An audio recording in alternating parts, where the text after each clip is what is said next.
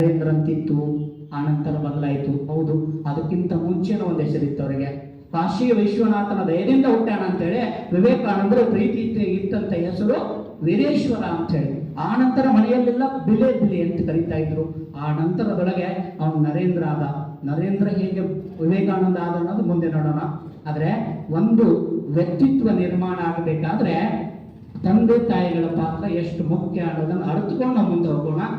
ಒಂದು ವ್ಯಕ್ತಿತ್ವ ನಿರ್ಮಾಣ ಆಗುವಾಗ ತಂದೆ ತಾಯಿಗಳ ಪಾತ್ರ ಎಂಥದ್ದು? ಬಾಲ್ಯದಲ್ಲಿರ್ಬೇಕಾದ್ರೆ ವಿವೇಕಾನಂದರ ತಂದೆ ಒಂದ್ಸಲ ಮಗನನ್ನು ಕುರಿತು ಪ್ರಶ್ನೆ ಮಾಡ್ತಾರೆ. ಯಾಕಂದ್ರೆ ತಂದೆಗೆ ಆಸೆ ಅಲ್ಲ ಮಗ ನಾಳೆ ಏನಾಗ್ತಾನೆ ನೋಡ್ಬೇಕು ಅಂತೇಳಿ. ಅವನಿಗೆ ಮಗನನ್ನು ಪ್ರಶ್ನೆ ಮಾಡಿದ್ರು, ನೀನ್ ಏನಾಗ್ಬೇಕು ಅನ್ಕೊಂಡಿಯಪ್ಪ ಅಂತೇಳಿ. ಅಪ್ಪನ ಆಸೆ, ಅಪ್ಪ ಒಬ್ಬ ಶ್ರೇಷ್ಠ ವಕೀಲನಾಗಿದ್ದ, ಬಹಳ ಶ್ರೀಮಂತನಾಗಿದ್ದ, ನನ್ನ ಮಗನು ವಕೀಲನಾಗ್ತಾನ ಅನ್ನುವಂತ ಭಾವನೆ ಇತ್ತು. ಆದ್ರೆ ನೀನ್ ಏನಾಗ್ತಿ ಅಂತ ಕೇಳಿದ್ರೆ ವಿವೇಕಾನಂದ್ರ ಗೊತ್ತಿಲ್ಲ, ಅಲ್ಲಿವರೆಗೂ ಕಲ್ಪನೆ ಒಳಗೂ ಇಲ್ಲ ನಾನು ಏನಾಗ್ಬೇಕು ಅಂತೇಳಿ. ಅವನ ಆ ಕಡೆ ಈ ಕಡೆ ನೋಡ್ದ. ತನ್ನ ಬಹಳ ಪ್ರೀತಿ ಮಾಡುವಂತ ಒಬ್ಬ ಸಾರೋಟ ಇದ್ದ ಅವ್ರ ಮನೆಯೊಳಗ, ಕುದುರೆ ಗಾಡಿ ಓಡಿಸುವಂತ ಸಾರೋಟ ಇದ್ದ. ಅವನ ಆಲೋಚನೆ ಮಾಡ್ದ, ನಾನು ಅದನ್ನ ಇದನ್ನ ಯಾಕಾಗ್ಲಿ, ನಮ್ಮ ಮನೆ ಸಾರೋಟ ಅದನ್ನಲ್ಲ, ನಾನು ಒಬ್ಬ ಶ್ರೇಷ್ಠ ಸಾರೋಟನಾಗ್ಬಿಡ್ತೀನಿ ಅಂದ್ಬಿಟ್ಟ. ವಿವೇಕಾನಂದರ ತಂದೆಗೆ ಬಹಳ ಸಿಟ್ಟು ಬಂದ್ಬಿಡುತ್ತು. ತಂದೆಗೆ ಸಿಟ್ಟು ಬಂದು ತನ್ನ ಹೆಂಡತಿಗೆ, ನೋಡ ನಿನ್ ಮಗ ಏನೇನೋ ಆಗ್ತಾನಂತ ಹೇಳ್ತಿದ್ದಿ, ದೊಡ್ಡ ವ್ಯಕ್ತಿ ಆಗ್ತಾನಂತ ಹೇಳ್ತೀರಿ, ಜಗ ಬೆಳಗುವ ಮಗ ಆಗ್ತಾನಂತಿ, ನೋಡ ಅವನು ಸಾರೋಟ ಆಗ್ತಾನ ಅನ್ನಕತ್ತಾನ. ತಂದೆ ತಾಯಿಗಳು ಮಕ್ಕಳನ್ನ ತಿದ್ದುವ ರೀತಿ ಹೆಂಗಿತ್ತು ಅಂದ್ರೆ, ತಾಯಿ ಮಗನಿಗೆ ನಿನ್ನ ಆಗಬೇಡಪ್ಪ ಸಾರೋಟ ಆಗ್ಲಿಲ್ಲ, ತಾಯಿ ಹೇಳಿದ್ದು ಕರ್ಕೊಂಡು ಹೋಗ್ಲು ಕೈ ಹಿಡ್ದು ದೇವ್ರ ಮನೆಯೊಳಗೆ ಕರ್ಕೊಂಡು ಹೋಗಿ ಒಂದು ಮಹಾಭಾರತದ ಚಿತ್ರವನ್ನು ತೋರಿಸ್ತಾ, ನೀನ್ ಸಾರೋಟ ಆಗ್ತೀಯ ಮಗನೇ, ಸಾರೋಟನೇ ಆಗಿ. ಆದ್ರೆ ಸಾಮಾನ್ಯ ಕುದುರೆ ಗಾಡಿ ಓಡಿಸು ಸಾರೋಟ ಆಗಬೇಡಪ್ಪ, ಭಾರತವೆಂಬ ರಥವನ್ನ ಓಡಿಸುವಂತ ಶ್ರೇಷ್ಠ ಸಾರಥಿ ನೀನಾಗುವಂತ ಹೇಳಿದಕ್ಕಾಗಿ ವಿವೇಕಾನಂದರು ಭಾರತದ ಚಕ್ರವರ್ತಿ ಆಗಬೇಕು. ಹೇಗಿತ್ತು ವಿವೇಕಾನಂದರ ಬಾಲ್ಯ? ಅವರ ಬಾಲ್ಯ ಅವರ ತಂದೆ ತಾಯಿಗಳು ನೀಡಿದಂತ ಮಾರ್ಗದರ್ಶನ ಹೇಗಿತ್ತು? ಮುಂದೊಂದಿನ ಮಗ ತಂದೆ ಧಾರಾಳವಾಗಿ ಖರ್ಚು ಮಾಡೋದನ್ನ ನೋಡಿ ನೋಡಿ ನೋಡಿ ಅವನು ಮನಸ್ಸು ಬಿಡುತ್ತು, ನಾಳೆ ನಮ್ಮಪ್ಪ ಎಲ್ಲ ಆಸ್ತಿ ದಾನ ಮಾಡ್ಬಿಟ್ರೆ ನನಗೇನು?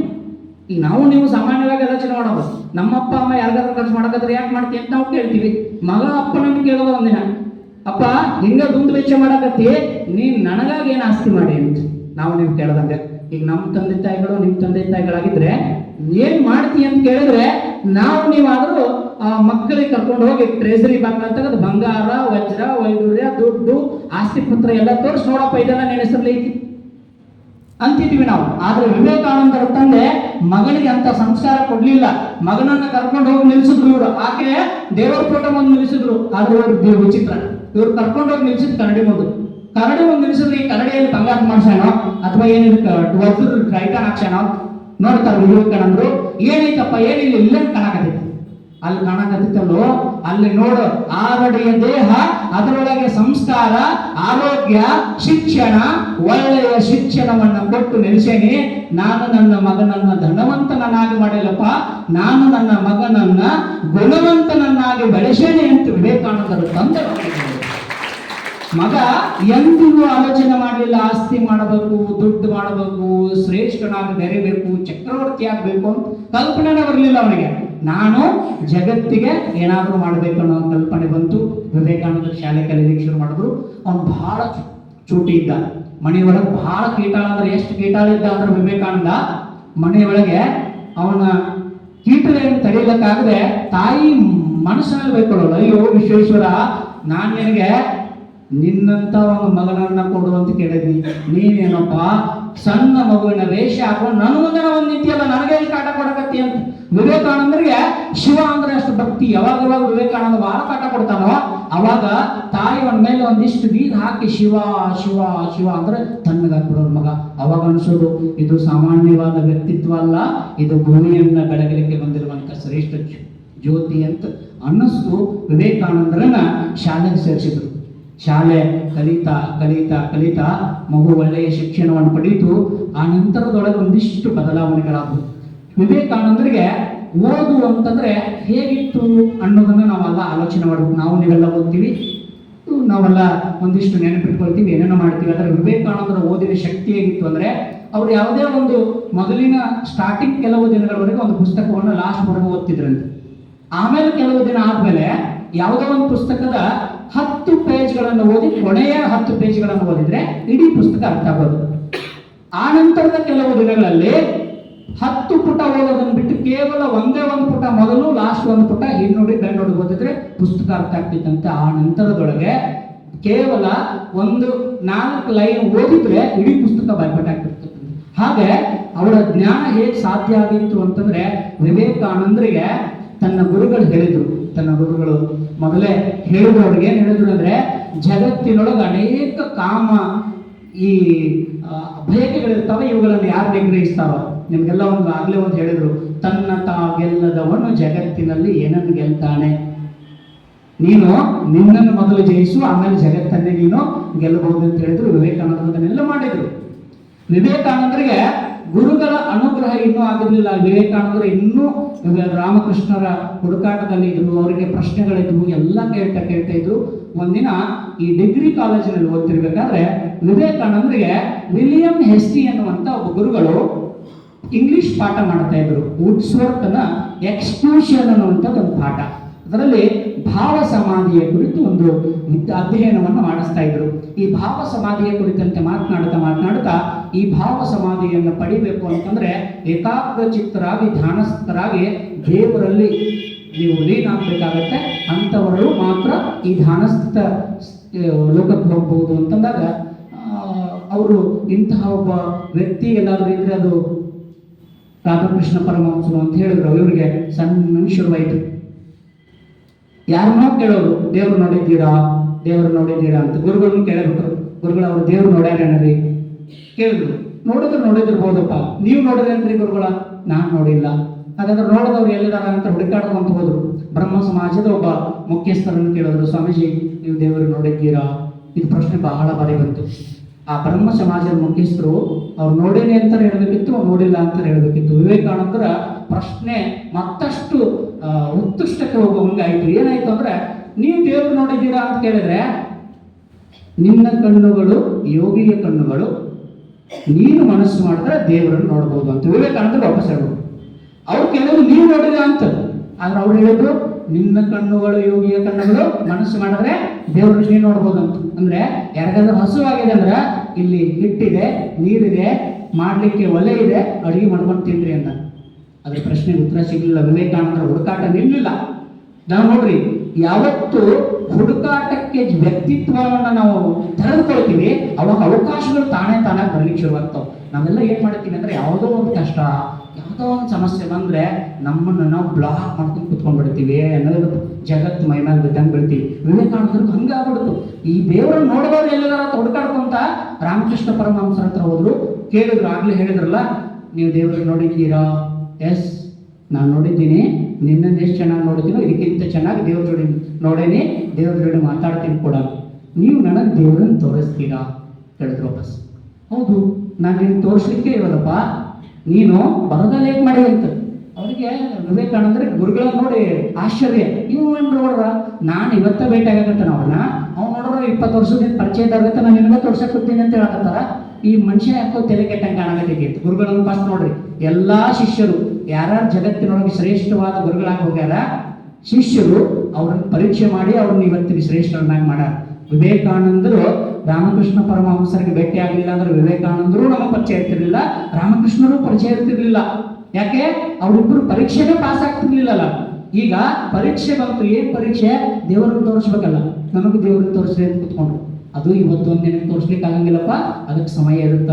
ಅವ್ರನ್ನ ಜಪ್ಕೊಂಡು ಹೋದ್ರು. ನೀನು ರಾಮಕೃಷ್ಣ ಆಶ್ರಮಕ್ಕೆ ಅವಾಗ ಬರಬೇಕು, ಈ ಕಾಳಿಯ ಆರಾಧನೆಗೆ ಅವಾಗ ಬರಬೇಕು ಅಂತೇಳಿ ಎಲ್ಲ ಆಯಿತು. ಗುರುಗಳನ್ನ ಆವಾಗ ಸಂಪರ್ಕ. ಅಷ್ಟೊತ್ತಿಗೆ ಕಷ್ಟಗಳು ಒಮ್ಮೆ ಬರ್ಲಿಕ್ಕೆ ಶುರುವಾದ್ರೆ ಹೇಗೆ ಬರ್ತಾವೆ ಅಂದ್ರೆ ನಿಮಗೂ ಗೊತ್ತಿರುತ್ತೆ. ಒಂದು ಕಷ್ಟ ಬಂತು, ನಂತರ ಇನ್ನೊಂದು, ನಂತರ ಇನ್ನೊಂದು. ನಾವು ಜೀವನನ ಸಾಕಪ್ಪ ಏನು ಮುಗಿಸ್ಬಿಡ್ಬೇಕು ಅನ್ನೋ ಲೆವೆಲ್ಗೆ ಕಷ್ಟಗಳು ಬರ್ತಾವ. ಹಾಗೆ ಬಂಗಾರದ ಸ್ಪೂನ್ನಲ್ಲಿ ಊಟ ಮಾಡ್ತಿರುವಂತ ವಿವೇಕಾನಂದರ ಜೀವನದಲ್ಲೂ ಒಂದಿನ ಕಷ್ಟ ಬಂದ್ಬಿಡ್ತು. ಎಂತ ಕಷ್ಟ ಅಂದ್ರೆ, ತನ್ನ ತಂದೆ ಅಕಾಲಿಕ ಮರಣಕ್ಕೀಡಾದರು. ಮಗನನ್ನು ಒಬ್ಬ ಶ್ರೇಷ್ಠ ವಕೀಲನಾಗಿ ಮಾಡ್ಬೇಕನ್ನುವಂತ ಕನಸು ಅಲ್ಲೇ ನಿಂತು ಮಗನನ್ನ ವಕೀಲ ವೃತ್ತಿಗೆ ಕಳಿಸಿದ್ರು. ಆದ್ರೆ ತಂದೆ ತೀರಿಬಿಟ್ಟು. ಈಗ ತಂದೆ ತೀರಿದ ಪರಿಸ್ಥಿತಿ ಇಷ್ಟೊತ್ತಿಗೆ ಏನಾಗಿತ್ತು ಅಂದ್ರೆ, ಈ ಸಂಬಂಧಿಕರೆಲ್ಲ ಹೇಗೆ ಅಂದ್ರೆ, ಕಷ್ಟ ಇರೋದಕ್ಕಿಂತ ಮುಂಚೆ ಸುಖ ಇದ್ದಾಗ ಎಲ್ಲರೂ ಬರ್ತಾರೆ, ನಾನು ನಾನು ನಾನು ಅಂತ. ಕಷ್ಟ ಬಂದ್ರೆ ಎಲ್ಲರೂ ಅಪೋಸ್ ನಿಂತ್ಕೊಳ್ತಾರೆ. ಹಾಗೆ ಆಯ್ತು ವಿವೇಕಾನಂದರ ಬಾಳಲ್ಲಿ. ಏನಾಯ್ತು ಅಂದ್ರೆ ವಿವೇಕಾನಂದರ ಸಂಬಂಧಿಕರೆಲ್ಲ ಪಾಲ್ ಕೇಳಿ ಬಂದ್ಬಿಟ್ರು. ತಂದೆ ಆಸ್ತಿಯಲ್ಲಿ ಪಾಲ್ ಕೇಳಕ್ಕೆ ಇಲ್ಲಿವರೆಗೂ ಇಲ್ಲದೆ ಇರೋರು ಈ ಪಾಲ್ ಕೇಳಕ್ ಬಂದ್ರು. ಕೋರ್ಟ್ನ ಮೆಟ್ಲು ಹತ್ತಿದ್ರು. ಕೋರ್ಟ್ನ ಮೆಟ್ಲನ್ನ ಹತ್ತಿ ವಿವೇಕಾನಂದರನ್ನ ಮನೆ ಬಿಡಿಸಿದ್ರು. ವಿವೇಕಾನಂದರು ತಮ್ಮ ಮನೆಯನ್ನು ಬಿಟ್ಟು ಬಾಡಿಗೆ ಮನೆಯಲ್ಲಿ ಇರಬೇಕಾದಂತ ಪರಿಸ್ಥಿತಿ ಬಂತು. ಒಂದು ಕಾಲಕ್ಕೆ ಬಂಗಾರದ ಚಮಚೆಲೆ, ಬಂಗಾರದ ತಾಟ್ಲೆ ಊಟ ಮಾಡುವಷ್ಟು ಶ್ರೀಮಂತಿಕೆ ಇರುವಂತ ವ್ಯಕ್ತಿಗೆ ಒಮ್ಮೆಲೆ ದಾರಿದ್ರ್ಯ. ಮನೆಯಲ್ಲಿ ತಿನ್ನೋದಕ್ಕೆ ಅನ್ನ ಇಲ್ಲ, ಹೊರಗಡೆ ತಿರುಗಾಡೋದಕ್ಕೆ ದುಡ್ಡಿಲ್ಲ, ಸಮಾಜದಲ್ಲಿ ಏನಾದರೂ ಮಾಡ್ತೀನಿ ಅಂದ್ರೆ ಕೆಲಸನೂ ಇಲ್ಲ. ಬಹಳ ಜನರಿಗೆ ಅನ್ಸುತ್ತೆ ನನಗೆ ಆ ಕೆಲಸ ಸಿಗ್ಲಿಲ್ಲ, ಯಾವುದು ಸಿಗ್ಲಿಲ್ಲ ಅಂತ ಲಾಸ್ಟ್ಗೆ ಟೀಚರ್ ನೌಕರಿ ಸಿಗುತ್ತೆ ಅಂತ ಬಿ.ಎಡ್ಗೆ ಬಂದವರು ಬಹಳ ಜನ ಇರ್ತೀರಿ. ಆದ್ರೆ ಹಾಗೆ ಇರ್ರಿ, ಈ ವೃತ್ತಿಯನ್ನ ಗೌರವಿಸ್ರಿ. ಯಾಕಂದ್ರೆ ಕೋಟಿ ಜನರಲ್ಲಿ ಶಿಕ್ಷಕ ವೃತ್ತಿಗೆ ಬರಬೇಕು ಅಂತಂದ್ರೆ ಆ ಭಗವಂತ ನಿಮ್ಮ ಹಣೆಯಲ್ಲಿ ಬರೆದು ಕಳಿಸಿರ್ಬೇಕು. ಬೇರೆ ಯಾವುದೋ ಉದ್ಯೋಗಗಳು ನೀವು ನಾಳೆ 1 ಕೋಟಿ ರೂಪಾಯಿ ಇನ್ವೆಸ್ಟ್ ಮಾಡ್ತೀನಿ ಅಂದ್ರೆ ನೂರಾರು ಉದ್ಯೋಗಗಳದಾವ. ಆದರೆ ನೀವು ಇನ್ವೆಸ್ಟ್ ಮಾಡದೆಯೂ ಸಮಾಜದಲ್ಲಿ ಒಂದು ಗೌರವಿತ ಸ್ಥಾನವನ್ನು ಪಡ್ಕೊಳ್ಳಿಕ್ಕೆ ಬರಲೇಬೇಕಾದಂತ ಒಂದೇ ಒಂದು ಕ್ಷೇತ್ರ, ಅದು ಯೋಗ್ಯರು ಮಾತ್ರ ಇರುವಂತ ಕ್ಷೇತ್ರ ಅಂದ್ರೆ ಅದು ಶಿಕ್ಷಕ ವೃತ್ತಿ. ನೀವೆಲ್ಲರೂ ಬಂದಿದ್ದೀರಿ. ಅಂತಹ ಶ್ರೇಷ್ಠ ವೃತ್ತಿಗೆ ನೀವು ಎಂದಿಗೂ ಅದರ ಜಿಗುಪ್ಸೆಯನ್ನ ಒಳಗಾಗಬೇಡ್ರಿ. ಹೀಗೆ ವಿವೇಕಾನಂದರ ಜೀವನದಲ್ಲಿ ಬಂದಿರುವಂತ ಕಷ್ಟಗಳು ಹೇಗೆ ಬಂದು ಅಂದ್ರೆ, ವಿವೇಕಾನಂದರಿಗೆ ಕೆಲಸ ಮಾಡ್ತೀನಿ ಅಂತಂದ್ರೆ ಯಾರು ಕೆಲಸ ಕೊಡ್ಲಿಲ್ಲ. ಕೊನೆಯದಾಗ ಒಂದು ಶಾಲೆಯವರು ಬಾರಪ್ಪ ಪಾಠ ಮಾಡುವಂತ ಕರ್ಕೊಂಡೋದ್ರು. ನೀವೆಲ್ಲ ಅನ್ಕೊಂಡಿರ್ತೀರಿ ಪಾಠ ಮಾಡಿದ್ರೆ ವಿವೇಕಾನಂದರ ಪಾಠಗಳು ಹೇಗಿದ್ದಿರ್ಬೋದು. ವಿವೇಕಾನಂದರ ಪಾಠವನ್ನು ಕೇಳಿ ವಿದ್ಯಾರ್ಥಿಗಳು ದಂಡು ಬರ್ತಿರ್ಬೇಕಲ್ಲ, ಶಾಲೆಯವರು ಸಿಕ್ಕಾಪಟ್ಟೆ ಪೇಮೆಂಟ್ ಕೊಟ್ಟಿರ್ಬೇಕಲ್ಲ. ಅಂದ್ರೆ ಒಂದೇ ತಿಂಗಳಲ್ಲಿ ವಿವೇಕಾನಂದರು ನೀನು ಬರೋದು ಬೇಡಪ್ಪ ಕೆಲ್ಸಕ್ಕೆ, ಯೋಗ್ಯನಲ್ಲ ನೀನು. ನೋಡ್ರಿ, ರಿಜೆಕ್ಷನ್ ಅನ್ನೋದು ನಮಗೂ ನಿಮಗೂ ಒಂದ್ಸಲ ಆದ್ರೆ ನಾವು ಜೀವನದಲ್ಲಿ ಏನೋ ಸೋತೀವಿ ಅಂತ ತಲೆ ಮೇಲೆ ತಪ್ಪಡಿ ಕಲ್ಲು ಹಾಕೊಂಡು ಬಿಟ್ಟು ಕೂತ್ಕೊಳ್ತೀವಿ. ವಿವೇಕಾನಂದರು ಹೆಂಗಾಗಿದ್ರು ಬೇಡ, ಜಗತ್ತನ್ನ ಬೆಳಗಿದಂತ ವಿವೇಕಾನಂದರು ಹಿಂದಿನ ಜೀವನದಲ್ಲಿ ಇಂಥವೆಲ್ಲ ಅನುಭವಿಸಿದ್ರು ಅಂದ್ರೆ ನಮಗ್ ಪ್ರೇರಣೆ ಅದು. ನಾವಿವತ್ತು ಅನ್ಕೊಳ್ಬೇಕು, ವಿವೇಕಾನಂದರನ್ನ ಸಮಾಜ ಒಪ್ಕೊಂಡಿಲ್ಲ, ಎಲ್ಲಿವರೆಗೂ ಒಪ್ಪೋದಿಲ್ಲ ಸಮಾಜ. ಆ ವ್ಯಕ್ತಿತ್ವವನ್ನ ಎಲ್ಲಿಯವರೆಗೂ ಪರೀಕ್ಷೆ ಮಾಡೋದಿಲ್ಲ ಅಲ್ಲಿವರೆಗೂ ಸಮಾಜ ಒಪ್ಕೊಳ್ಳೋದಿಲ್ಲ. ಯಾರನ್ನಾದ್ರೂ ಪರೀಕ್ಷೆ ಮಾಡಿಯೇ ಒಪ್ಕೊಳ್ಳುತ್ತೆ ಸಮಾಜ ಅಂತೇಳಿ. ಹಾಗಾಗಿ ವಿವೇಕಾನಂದರನ್ನ ಕೆಲಸದಲ್ಲಿ ಬಿಡಿಸಿದ್ರು. ಮನೆಯಲ್ಲಿ ದುಡ್ಡಿಲ್ಲ, ಮನೆಗೆ ಬಂದು ಊಟ ಮಾಡಬೇಕು ಅಂತಂದ್ರೆ ತಾಯಿ ಒಂದಿಷ್ಟು ಅವರಿವರ ಮನೆಯ ಕೆಲಸ ಮಾಡಿ ಅನ್ನವನ್ನ ಬೇಯಿಸಿಟ್ಟಿರ್ತಾಳ. ಮನೆಗೆ ಬಂದು ನೋಡ್ತಾರ, ತಮ್ಮಂದ್ರು ಊಟ ಮಾಡಿಲ್ಲ, ಅಕ್ಕಂದ್ರು ಊಟ ಮಾಡಿಲ್ಲ, ಅವ್ವನು ಊಟ ಮಾಡಿಲ್ಲ. ವಿವೇಕಾನಂದರು ಅನ್ಕೊಳ್ತಾರ, ಇರೋ 4-5 ಜನರಿಗೆ ಅನ್ನ ಸಾಕೋದಿಲ್ಲ, ಮತ್ ನಾನೊಬ್ಬ ಊಟ ಮಾಡಿದ್ರೆ ಅವ್ವ ಊಟ ಮಾಡಂಗಿಲ್ಲ. ಹಂಗ ಅನ್ಕೊಂಡು ವಿವೇಕಾನಂದರು ತಾಯಿಗವ್ವ ಇವತ್ತು ಸ್ನೇಹಿತರ ಮನೆ ಒಳಗೆ ಊಟ ಆಯ್ತು ನಂದ, ನೀವು ಊಟ ಮಾಡ್ರಿ ಅಂತ ನೀರು ಕೊಡೋದು ಹೋಗಿ ಮಕ್ಕೊಂಡ್ರು. ಒಂದಿನ ಆಯ್ತು, ಇನ್ನೊಂದಿನ ತಾಯಿ ಕರೆದ್ರು ಬಾರಿ ಊಟ ಮಾಡಕ್ಕೆ. ಅಂದ್ರ ಯವ್ವ ಇವತ್ತೊಂದು ಫಂಕ್ಷನ್ ಇತ್ತು, ಅಲ್ಲಿ ಕರೆದಿದ್ರು, ಬಹಳ ಚೆನ್ನಾಗಿ ಊಟ ಮಾಡಿದ್ರು, ನೀವೆಲ್ಲ ಊಟ ಮಾಡ್ರಿ ಅಂತೇಳಿ. ಮನೆಯೊಳಗೆ ಯಾಕೆ ಹಿಂಗ್ ಮಾಡಿದ್ರು ಅಂದ್ರೆ, ನಾನೊಬ್ಬ ಊಟ ಮಾಡಿದ್ರೆ ನನ್ನ ತಾಯಿಗೆ ಊಟ ಇಲ್ಲ, ತಮ್ಮಂದ್ರಿಗೆ ಊಟ ಇಲ್ಲ, ಅವ್ರು ಹಸ್ಕೊಂಡಿರ್ಬಾರ್ದು ಅಂತೇಳಿ ವಿವೇಕಾನಂದರು ಎಲ್ಲವನ್ನ ತ್ಯಾಗ ಮಾಡಿದ್ರು. ಈ ತ್ಯಾಗದ ಪ್ರತಿಫಲ ಹೇಗಂದ್ರೆ, ವಿವೇಕಾನಂದರಿಗೆ ಒಳಗಡೆ ಬೆಂಕಿ ಹತ್ಲಿಕ್ಕೆ ಶುರುವಾಯಿತು. ನನ್ನ ಜೀವಮಾನದಲ್ಲಿ ನಾನು ನನ್ನ ಮನೆಯವರನ್ನೇ ಸಾಕೋದಾಗೋದಿಲ್ಲ, ಆಗ್ತಾ ಇಲ್ಲ, ಇನ್ನು ನಾನು ಜಗತ್ತಿನೊಳಗೆ ಏನ್ ಮಾಡ್ಲಿಕ್ಕೆ ಸಾಧ್ಯ ಅಂತ ಹೇಳಿ ಗುರುಗಳ ಮುಂದೆ ದುಃಖವನ್ನು ತೋಡ್ಕೊಂಡ್ರು. ನೀವೆಲ್ಲರೂ ದುಃಖ ಪರಿಹರಿಸ್ತೀರಿ, ನನ್ನ ದುಃಖ ಪರಿಹರಿಸಕ್ಕೆ ಸಾಧ್ಯ ಇದೆ? ಎಲ್ಲರಿಗೂ ಬಂಗಾರಿಗೆ ಬೇಡಿಕೆನ ಕೊಡಕತ್ತಾರೆ, ನನಗೇನು ಕೊಡಕತ್ತಿಲ್ಲಲ್ಲ ನೀವು ಅಂತ ಹೇಳಿದ್ರೆ, ವಿವೇಕಾನಂದರಿಗೆ ರಾಮಕೃಷ್ಣ ಪರಮಹಂಸರು ಹೇಳಿದ್ರು, ನಾನು ನಿನಗೋಸ್ಕರ ಕೇಳಂಗಿಲ್ಲ, ನೀನೇ ಕೇಳಬೇಕು. ನೀನು ಕೇಳ್ತಿದ್ದೀಯಲ್ಲ ತಾಯಿಯನ್ನ ಒಲಿಸ್ಕೊಡು, ನಾನು ಏನ್ ಬೇಕಾದ್ರೂ ಕೇಳ್ತೀನಿ ಅಂತ. ಇವತ್ತು ಹೋಗು ತಾಯಿಯ ಮುಂದೆ ನಿಂತ್ಕೊಂಡು ಧ್ಯಾನ ಮಾಡ್ತಾ ಕೂತ್ಕೋ, ತಾಯಿ ದರ್ಶನ ಆಗತ್ತಾ, ನಿನಗೆ ಬೇಕಾದದನ್ನು ಕೇಳು ಅಂತೀವಿ. ನಾವು ಸಾಮಾನ್ಯರಾದ್ರೆ ದೇವರು ಪ್ರತ್ಯಕ್ಷ ಆಗಿ ಕೇಳಿದ್ರೆ, ನನಗೊಂದು ಈಗಿನ ಲೆಕ್ಕಕ್ಕೆ 1-2 ಕಿಲೋ ಬಂಗಾರ, ಒಂದೊಂದು ಕಾರ, ದೊಡ್ಡ ಮಣಿ ಕೇಳ್ತೀವಿ ಅನ್ನೋ ಗೊತ್ತಿ. ವಿವೇಕಾನಂದರಿಗೆ ತಾಯಿ ಪ್ರತ್ಯಕ್ಷ ಆದ್ಲು, ತಾಯಿ ಕಾಳಿ ಮಾತೆ ಪ್ರತ್ಯಕ್ಷ ಆದ್ಲು. ಕಾಳಿ ಮಾತೆ ಹೇಗೆ ಪ್ರತ್ಯಕ್ಷ ಆದ್ಲು ಅಂದ್ರೆ, ವಿವೇಕಾನಂದರ ಧ್ಯಾನದ ಕಣ್ಣಿಗೆ ಕಾಳಿ ಮಾತೆ ಮೂರ್ತ ಸ್ವರೂಪ ಬಂತು. ಕಾಳಿ ಮಾತೆಗೆ ನತಮಸ್ತಕನಾಗಿ ನಮಸ್ಕಾರ ಮಾಡದ.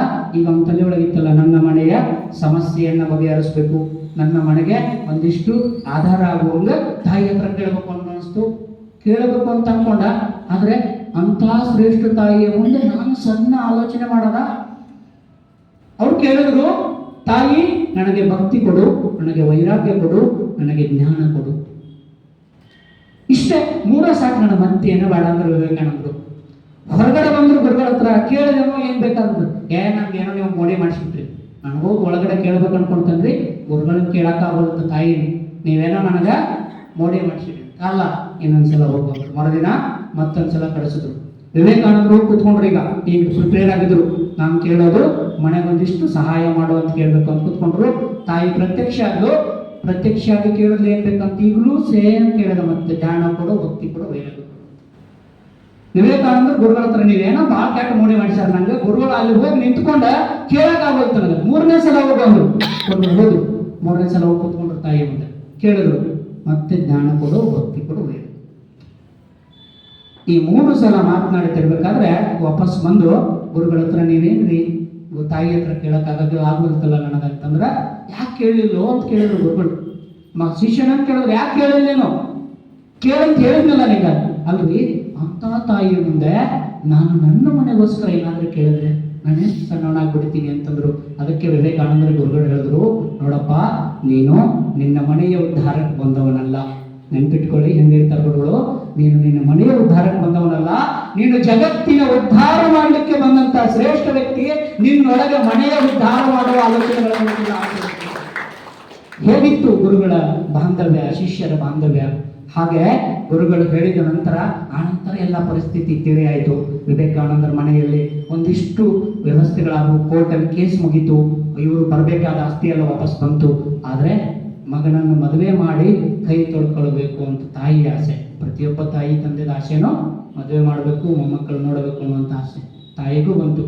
ಅಪ್ಪ ಇಲ್ಲ ಅಂತೇಳಿ ತಾಯಿ ಮಗನನ್ನು ಹೇಳಿದ್ರು, ನಾನು ನಿನಗೊಂದು ಹೆಣ್ಣು ನೋಡಿನಪ್ಪ, ಅವರು ನಿನ್ನನ್ನು ಮುಂದಿನ ಶಿಕ್ಷಣನೂ ಕೊಡಿಸ್ತೀನಿ ಅಂತ ಹೇಳಕತ್ತಾರ, ನಿನಗೊಂದು ನೌಕರಿನೂ ಕೊಡಿಸ್ತಾನೆ ಅನ್ನಕತ್ತಾರ, ನೀನು ಹ್ಞೂ ಅಂದ್ರೆ ಮದುವೆ ಮಾಡ್ತೀನಿ ಅಂತ. ಅವಾಗ ತಾಯಿಗೆ ಕೈ ಮುಗಿದು ಜೋಡಿಸಿ ಹೇಳ್ತಾರ, ಅಮ್ಮ, ನನ್ನ ಭಾರತ ಮಾತೆ ಜಗತ್ತಿನ ಅನೇಕ ರಾಷ್ಟ್ರಗಳ ಕೈಯಲ್ಲಿ ಸಿಕ್ಕಕೊಂಡು ಒದ್ದಾಡಕತ್ತಳವ. ಇಂಥ ಸಮಯದೊಳಗ ನನ್ನಂತ ಮಗ ಒಂದು ಹೆಣ್ಣಿಗಾಗಿ ನನ್ನ ಜೀವಮಾನವನ್ನು ಅರ್ಪಿಸಲಿಕ್ಕೆ ಸಾಧ್ಯ ಇಲ್ಲ. ಈ ನನ್ನ ದೇಹವನ್ನ ಭಾರತ ಮಾತೆಗೆ ಅರ್ಪಿಸಬೇಕು ಅಂತ ತೀರ್ಮಾನ ಮಾಡಿದವ್ವ ಅಂತ ಹೇಳಿ ತಾಯಿ ಭಾರತ ಮಾತೆಗೆ ನನ್ನನ್ನು ನಾನು ಸಮರ್ಪಿಸ್ಕೊಳ್ಬೇಕು. ಹಾಗಾದ್ರೆ ಏನರ್ಥ? ನಾನು ಸನ್ಯಾಸಿ ಆಗ್ಬೇಕು ಅನ್ಕೊಂಡೇನೆ ಅಂತ. ಒಂದು ತಂದೆ ತಾಯಿಗಳಿಗೆ ಅದಕ್ಕಿಂತ ದೊಡ್ಡ ಹೊಡೆತ ಯಾವುದಿಲ್ಲ. ಆದ್ರೆ ತಾಯಿಗೆ ಬೇರೆ ವಿಧಿ ಇಲ್ಲ. ಒಪ್ಕೊಂಡ್ರು, ಸನ್ಯಾಸತ್ವ ಸ್ವೀಕಾರ ಮಾಡಿದ್ರು. ಗುರುಗಳು ಎಲ್ಲಾ ವಿದ್ಯೆಗಳನ್ನ ಇವರಿಗೆ ಸಾಧಾರಣವಾಗಿ ಕಲಿಸ್ತಾ ಬಂದ್ರು. 1886ರಲ್ಲಿ ವಿವೇಕಾನಂದರ ಗುರುಗಳು ಈ ದೇಹ ತ್ಯಾಗದ ಅನಿವಾರ್ಯತೆ ಬಂತು. ವಿವೇಕಾನಂದರ ಗುರುಗಳು ತೀರ್ಕೊಂಡ್ರು. ಆದ್ರೆ ಇಲ್ಲಿವರೆಗೂ ಇದ್ದಂಥ ಕಷ್ಟಗಳು ಬೇರೆ, ಇನ್ನು ಬಂದಂತ ಕಷ್ಟಗಳು ಬೇರೆ. ಆಗ್ಲೇ ಹೇಳಿದ್ನಲ್ಲ, ಕಷ್ಟಗಳು ಒಂದು ಬರ್ಲಿಕ್ಕೆ ಶುರುವಾದ್ರೆ ಮುಗೀತು ಅನ್ನೋದ್ರೊಳಗೆ ಇನ್ನೊಂದು ಕಷ್ಟ ಶುರುವಾಗುತ್ತೆ. ನಾವು ಎಂದಿಗೂ ವಿಚಲಿತರಾಗಬಾರ್ದು. ಅದಕ್ಕೆ ಆ ಕಥೆಗಳನ್ನು ನಾನು ಹೇಳ್ತಾ ಇರೋದು. ವಿವೇಕಾನಂದರಿಗೆ ರಾಮಕೃಷ್ಣರು ತೀರ್ಕೊಂಡ ಮೇಲೆ ಪರಿಸ್ಥಿತಿ ಹೇಗಾಗ್ಬಿಡ್ತು ಅಂದ್ರೆ, ಬಾಡಿಗೆ ಮನೆಯಲ್ಲಿದ್ರು. ಬಾಡಿಗೆ ಮನೆ ಬಿಡ್ಬೇಕಾದಂತ ಪರಿಸ್ಥಿತಿ ಬೇಕು. ಯಾಕೆ? ದುಡ್ಡು ಕೊಡೋರು ಯಾರಿಗೆ? ದುಡ್ಡು ಕೊಡೋರು ಯಾರು ಇಲ್ಲ. ಬಾಡಿಗೆ ಮನೆ ಬಿಟ್ರು. ಒಂದು ದೇವಸ್ಥಾನದಲ್ಲಿ ಒಂದು ವಾರ ಇದ್ರು. ಅವರು ದೇವಸ್ಥಾನದವ್ರು ಹೇಳಿದ್ರು, ಹಿಂಗ್ ನಮ್ಮಲ್ಲಿ ನಡೆಂಗಿಲ್ಲಪ್ಪ, ಹೋಗ್ರಿ ಅಂತ. ಇವರು ಮನೆಗಳು ತಿರುಗಾಡಿ ಅಲ್ಲಿ ಇಟ್ಕೊಡ್ರಿ, ಇಲ್ಲಿ ಇಟ್ಕೊಡ್ರಿ ಅಂತ ಕೇಳಿದ್ರು. ಯಾರೂ ಅವಕಾಶ ಕೊಡಲಿಲ್ಲ. ಯಾರು ಅವಕಾಶ ಕೊಡದಿದ್ದಾಗ ಒಬ್ಬ ಶಿಷ್ಯ ಮೊದಲು ಈ ರಾಮಕೃಷ್ಣ ಪರಮಹಂಸರಿದ್ದಾಗ 30 ರೂಪಾಯಿ ತಿಂಗಳಿಗೆ ಕೊಡ್ತಿದ್ದ. ಆ ಶಿಷ್ಯ ರಾಮಕೃಷ್ಣನ ತೀರ್ಕೊಂಡ್ಮೇಲೆ ಬಿಟ್ಟಿದ್ದ. ಅವ್ನು ಬಿಟ್ಟಿದ್ದ, ಮನೆಯೊಳಗೆ ಹೋಗಿ ಕೂತ್ಕೊಂಡಿದ್ದ. ಒಂದಿನ ಅವನಿಗೆ ರಾಮಕೃಷ್ಣ ಪರಮಹಂಸರು ದರ್ಶನ ಕೊಟ್ಟರು. ಅಲ್ಲೋ, ನಾನು ಹೋಗಿದ್ದೆ ಅಂತ ನನ್ನ ಶಿಷ್ಯರನ್ನು ಬಿದಿ ತಿರುಗಾಡ ಮಾಡಿದಲ್ಲೋ, ನಾನಿಲ್ಲ ಅಂತ ಅನ್ಕೊಂಡಿ. ನಾನು ಆ ಏನ್ ಶಿಷ್ಯಂತರದಾರ ಅವ್ರಲ್ಲಿ ಬದುಕೇನಪ್ಪ, ನೀನ್ ಸಹಾಯ ಮಾಡ್ಬೇಕು ಅವ್ರಿಗೆ ಅಂತಂದಾಗ ಅವ್ನು ಹೋಗಿ ಕರ್ಕೊಂಡು ಹೋಗಿ ಮತ್ತೆ ಅವ್ರಿಗೆ 30 ರೂಪಾಯಿ ನಾನು ತಿಂಗಳ ಕೊಡ್ತೀನಪ್ಪ, ನೀವು ಒಂದು ಮನೆ ನೋಡ್ರಿ. ಮನೆ ನೋಡ್ರಿ ಅಂದ್ರೆ ಅವತ್ತಿನ ಕಾಲಕ್ಕೆ 50 ರೂಪಾಯಿ ಬಾಡಿಗೆ ಇರುವಂತ ಮನೆಗಳಿದ್ವು. ಇವ್ರು ಹುಡುಕಾಡಿದ್ರು, ಎಲ್ಲಾದ್ರೂ ಚೀಪ್ ಒಳಗೆ ಸಿಕ್ತಿದ್ದೆ. ಒಂದು ಮನೆ ಸಿಕ್ತು, ಬಾರಾನಗರ ಅನ್ನುವಂಥ ಜಾಗದೊಳಗೆ ಒಂದು ಮನೆ ಸಿಕ್ತು. ಎಂತ ಮನೆ ಅಂದ್ರೆ, ಆ ಜಾಗವನ್ನ ಪಾಳು ಬಿದ್ದಿತ್ತು 100 ವರ್ಷಗಳ ಕಾಲ. ಅಲ್ಲಿ ಭೂತಗಳು ತಿರುಗಾಡ್ತಾವ ಅಂತ ಒಂದು ಭಯದಿಂದ ಯಾರೋ ಬಂದಿರಲಿಲ್ಲ. ಗಿಡ ಗಂಟೆ ಎಲ್ಲ ಬೆಳೆದಿತ್ತು. ಅದನ್ನ ಕೇಳಿದ್ರು, 11 ರೂಪಾಯಿ ಬಾಡಿಗೆ ಒಪ್ಪಿಸಿದ್ರು. ಎಂತ ಪರಿಸ್ಥಿತಿ ನೋಡ್ರಿ, 11 ರೂಪಾಯಿ ಬಾಡಿಗೆ. 30 ರೂಪಾಯಿದಾಗ 11 ರೂಪಾಯಿ ಬಾಡಿಗೆ ಹೋಯ್ತು. ಒಂದು ತಿಂಗಳು ನಡಿಬೇಕಲ್ಲ ಮಠ. 30 ರೂಪಾಯಿಯಲ್ಲಿ 11 ರೂಪಾಯಿ ಬಾಡಿಗೆ ಕೊಟ್ಟರು. ಅದನ್ನೆಲ್ಲ ರೂಮ್ ರೆಡಿ ಮಾಡಿದ್ರು. ದೆವ್ವಗಳು ತಿರುಗಾಡುವ ಜಾಗವನ್ನ ಇವತ್ತು ಸುಕ್ಷೇತ್ರವಾಗಿ ನಮ್ಮ ಬಾರಾನಗರದಲ್ಲಿ ಒಂದು ಶ್ರೇಷ್ಠ ಮಠ ಕಟ್ಟಾರ. ಅಂದ್ರೆ ಒಬ್ಬ ಗುರುವಿನ ಸ್ಪರ್ಶ ಮಾತ್ರದಿಂದ ಒಂದು ಈ ಸ್ಮಶಾನದ ಭೂಮಿ ಸುಕ್ಷೇತ್ರ ಆಗದಂತೆ ಅನ್ನೋದಕ್ಕೆ ಕಾರಣವೇ ಸ್ವಾಮಿ ವಿವೇಕಾನಂದರು ಅಂತ. ಹಾಗೆ ನಮ್ಮ ಮುಗಳಕೋಟದ ಎಲ್ಲರಿಗೂ ಮಹಾರಾಜರು ಸೇಮ್. ಸ್ಮಶಾನದಲ್ಲಿ ಯಾರು ಬರ್ತಿದ್ದಂತ ಜಾಗವನ್ನು ಇವತ್ತು ಸುಕ್ಷೇತ್ರ ಮಾಡಾರ. ಯಾವ ಭೂಮಿಯ ಮಣ್ಣನ್ನು ಮೆಟ್ಟಿದರೆ ಜಳಕ ಮಾಡಬೇಕಿತ್ತು, ಇವತ್ತು ಆ ಭೂಮಿಯ ಮಣ್ಣನ್ನು ಮೆಟ್ಟಿದರೆ ಜೀವಮಾನದಲ್ಲಿ ಮಾಡಿದ ಪಾಪಗಳೆಲ್ಲ ಕಳೆದು ಪುಣ್ಯ ಪ್ರಾಪ್ತಿ ಆಗುತ್ತಾನೆ. ಅಂತ ಶ್ರೇಷ್ಠವಾಗಿರುವಂತ ಜಾಗವನ್ನ ನಿರ್ಮಾಣ ಮಾಡಿದ್ರು ವಿವೇಕಾನಂದರು. ಇದೆಲ್ಲಾ ಪರಿಸ್ಥಿತಿಗಳನ್ನು ಮೀರಿದ ನಂತರ ಒಂದು ದಿನ ಭಿಕ್ಷೆ ಬೇಡಲಿಕ್ಕೆ ಹೋಗಾಗ ಯಾರು ಭಿಕ್ಷೆ ಕೊಡದೆ ಇದ್ದಾಗ ಅಕ್ಕಿ ಅದನ್ನ ಅನ್ನ ಕುದಿಸೋದು, ಅದಕ್ಕೆ ಹಾಕ್ಲಿಕ್ಕೆ ಉಪ್ಪು ಇಲ್ಲ, ಅದಕ್ಕೆ ಈ ಬೇಯಿಸಿದ ಸೊಪ್ಪುಗಳನ್ನು ಮಾತ್ರ ಹಚ್ಕೊಂಡು ತಿಂದ್ರು. ಕೆಲವು ದಿನ ಉಪವಾಸ, ಕೆಲವು ದಿನ ಏನಾದ್ರೂ ಯಾರಾದ್ರೂ ತಂದ್ಕೊಟ್ರೆ ಭಿಕ್ಷೆ. ಹೀಗೆ ಮಠವನ್ನ ನೋಡ್ತಾ ಅವಾಗಲೇ ಆಲೋಚನೆ ಬಂತು, ನಾನು ಹೀಗೆ ಕುತ್ಕೊಂಡ್ರೆ ಆಗೋದಿಲ್ಲ ಅಂತೇಳಿ ವಿವೇಕಾನಂದರು ಭಾರತವನ್ನು ನಾನೇ ಇಂಥ ಪರಿಸ್ಥಿತಿ ಅನುಭವಿಸಕತ್ತೀನಿ, ನನ್ನ ಭಾರತದ ಪರಿಸ್ಥಿತಿ ಹೆಂಗೈತಿ ಅಂತ ನೋಡ್ಲಿಕ್ಕೆ ಭಾರತ ದರ್ಶನಕ್ಕೆ ಹೊರಟರು ವಿವೇಕಾನಂದರು.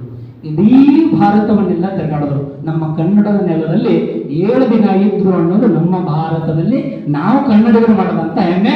ಅದರಲ್ಲೂ ನಮ್ಮ ಬೆಳಗಾವಿ ಜಿಲ್ಲೆಯಲ್ಲಿ ಇದ್ರು ಅನ್ನೋದು ನಮ್ಮ ಹೆಮ್ಮೆ. ಬೆಳಗಾವಿ ಜಿಲ್ಲೆಯ ರಾಮಕೃಷ್ಣ ಆಶ್ರಮದ ಹತ್ರ ಒಂದು ಜಾಗ ಇದೆ, ಅಲ್ಲಿ ಸುಮಾರು 7 ದಿನಗಳ ಕಾಲ ವಿವೇಕಾನಂದರಿದ್ರು. ಆಮೇಲೆ ಮೈಸೂರಿನ ನಮ್ಮ ಚಾಮರಾಜ ಒಡೆಯರ ಕಾಲಕ್ಕೆ ಮೈಸೂರಿಗೆ ಬಂದಿದ್ರು. ಮೈಸೂರಿಗೆ ಬಂದಾಗ ಮೈಸೂರಿನ ಒಡೆಯರು ಇವ್ರು ಕುಡ್ಸ್ಕೊಂಡು ಮಾತಾಡ್ತಿರ್ಬೇಕಾದ್ರೆ, ಸ್ವಾಮೀಜಿ ನಾನು ನಿಮ್ಮಿಂದ ಬಹಳ ಪ್ರಭಾವಿತ ಆಗಿದ್ದು, ನಾನು ಏನಾದರೂ ಮಾಡ್ಬೋದಾ ಸಮಾಜಕ್ಕೆ, ನಿಮಗೇನಾದರೂ ಬೇಕಾ ಅಂತ ಹೇಳಿದ್ರು ಸ್ವಾಮೀಜಿ. ಸ್ವಾಮೀಜಿ ಅಷ್ಟೊತ್ತಿಗೆ ಒಂದು ತೀರ್ಮಾನ ಮಾಡಿ ಆಗಿತ್ತು, ನಾನು ಚಿಕಾಗೋಕ್ಕೆ ಹೋಗ್ಬೇಕು ಅಂತೇಳಿ. ಅವ್ರು ಹೇಳಿದ್ರು, ಈಗೇನು ಬೇಡಪ್ಪ, ನಾನು ಚಿಕಾಗೋಕ್ಕೆ ಹೋಗ್ಬೇಕು, ಅವಾಗ ನಿಮ್ಮ ಸಹಾಯ ಕೇಳ್ತೀನಿ ಅಂತ ಹೇಳಿ ಅಲ್ಲಿಂದ ವಾಪಸ್ ಬಂದ್ಬಿಟ್ರು ಸ್ವಾಮೀಜಿ. ಅದರ ನಂತರದಲ್ಲಿ ವಿವೇಕಾನಂದರು ಹೋಗಿದ್ದು ಕಾಶಿಯ ಈ ಕಾಶಿ ಅಲ್ಲ, ಖೇತ್ರಿಯ ಮಹಾರಾಜರು ಅಜಿತ್ ಸಿಂಗ್ರ ಹತ್ರ.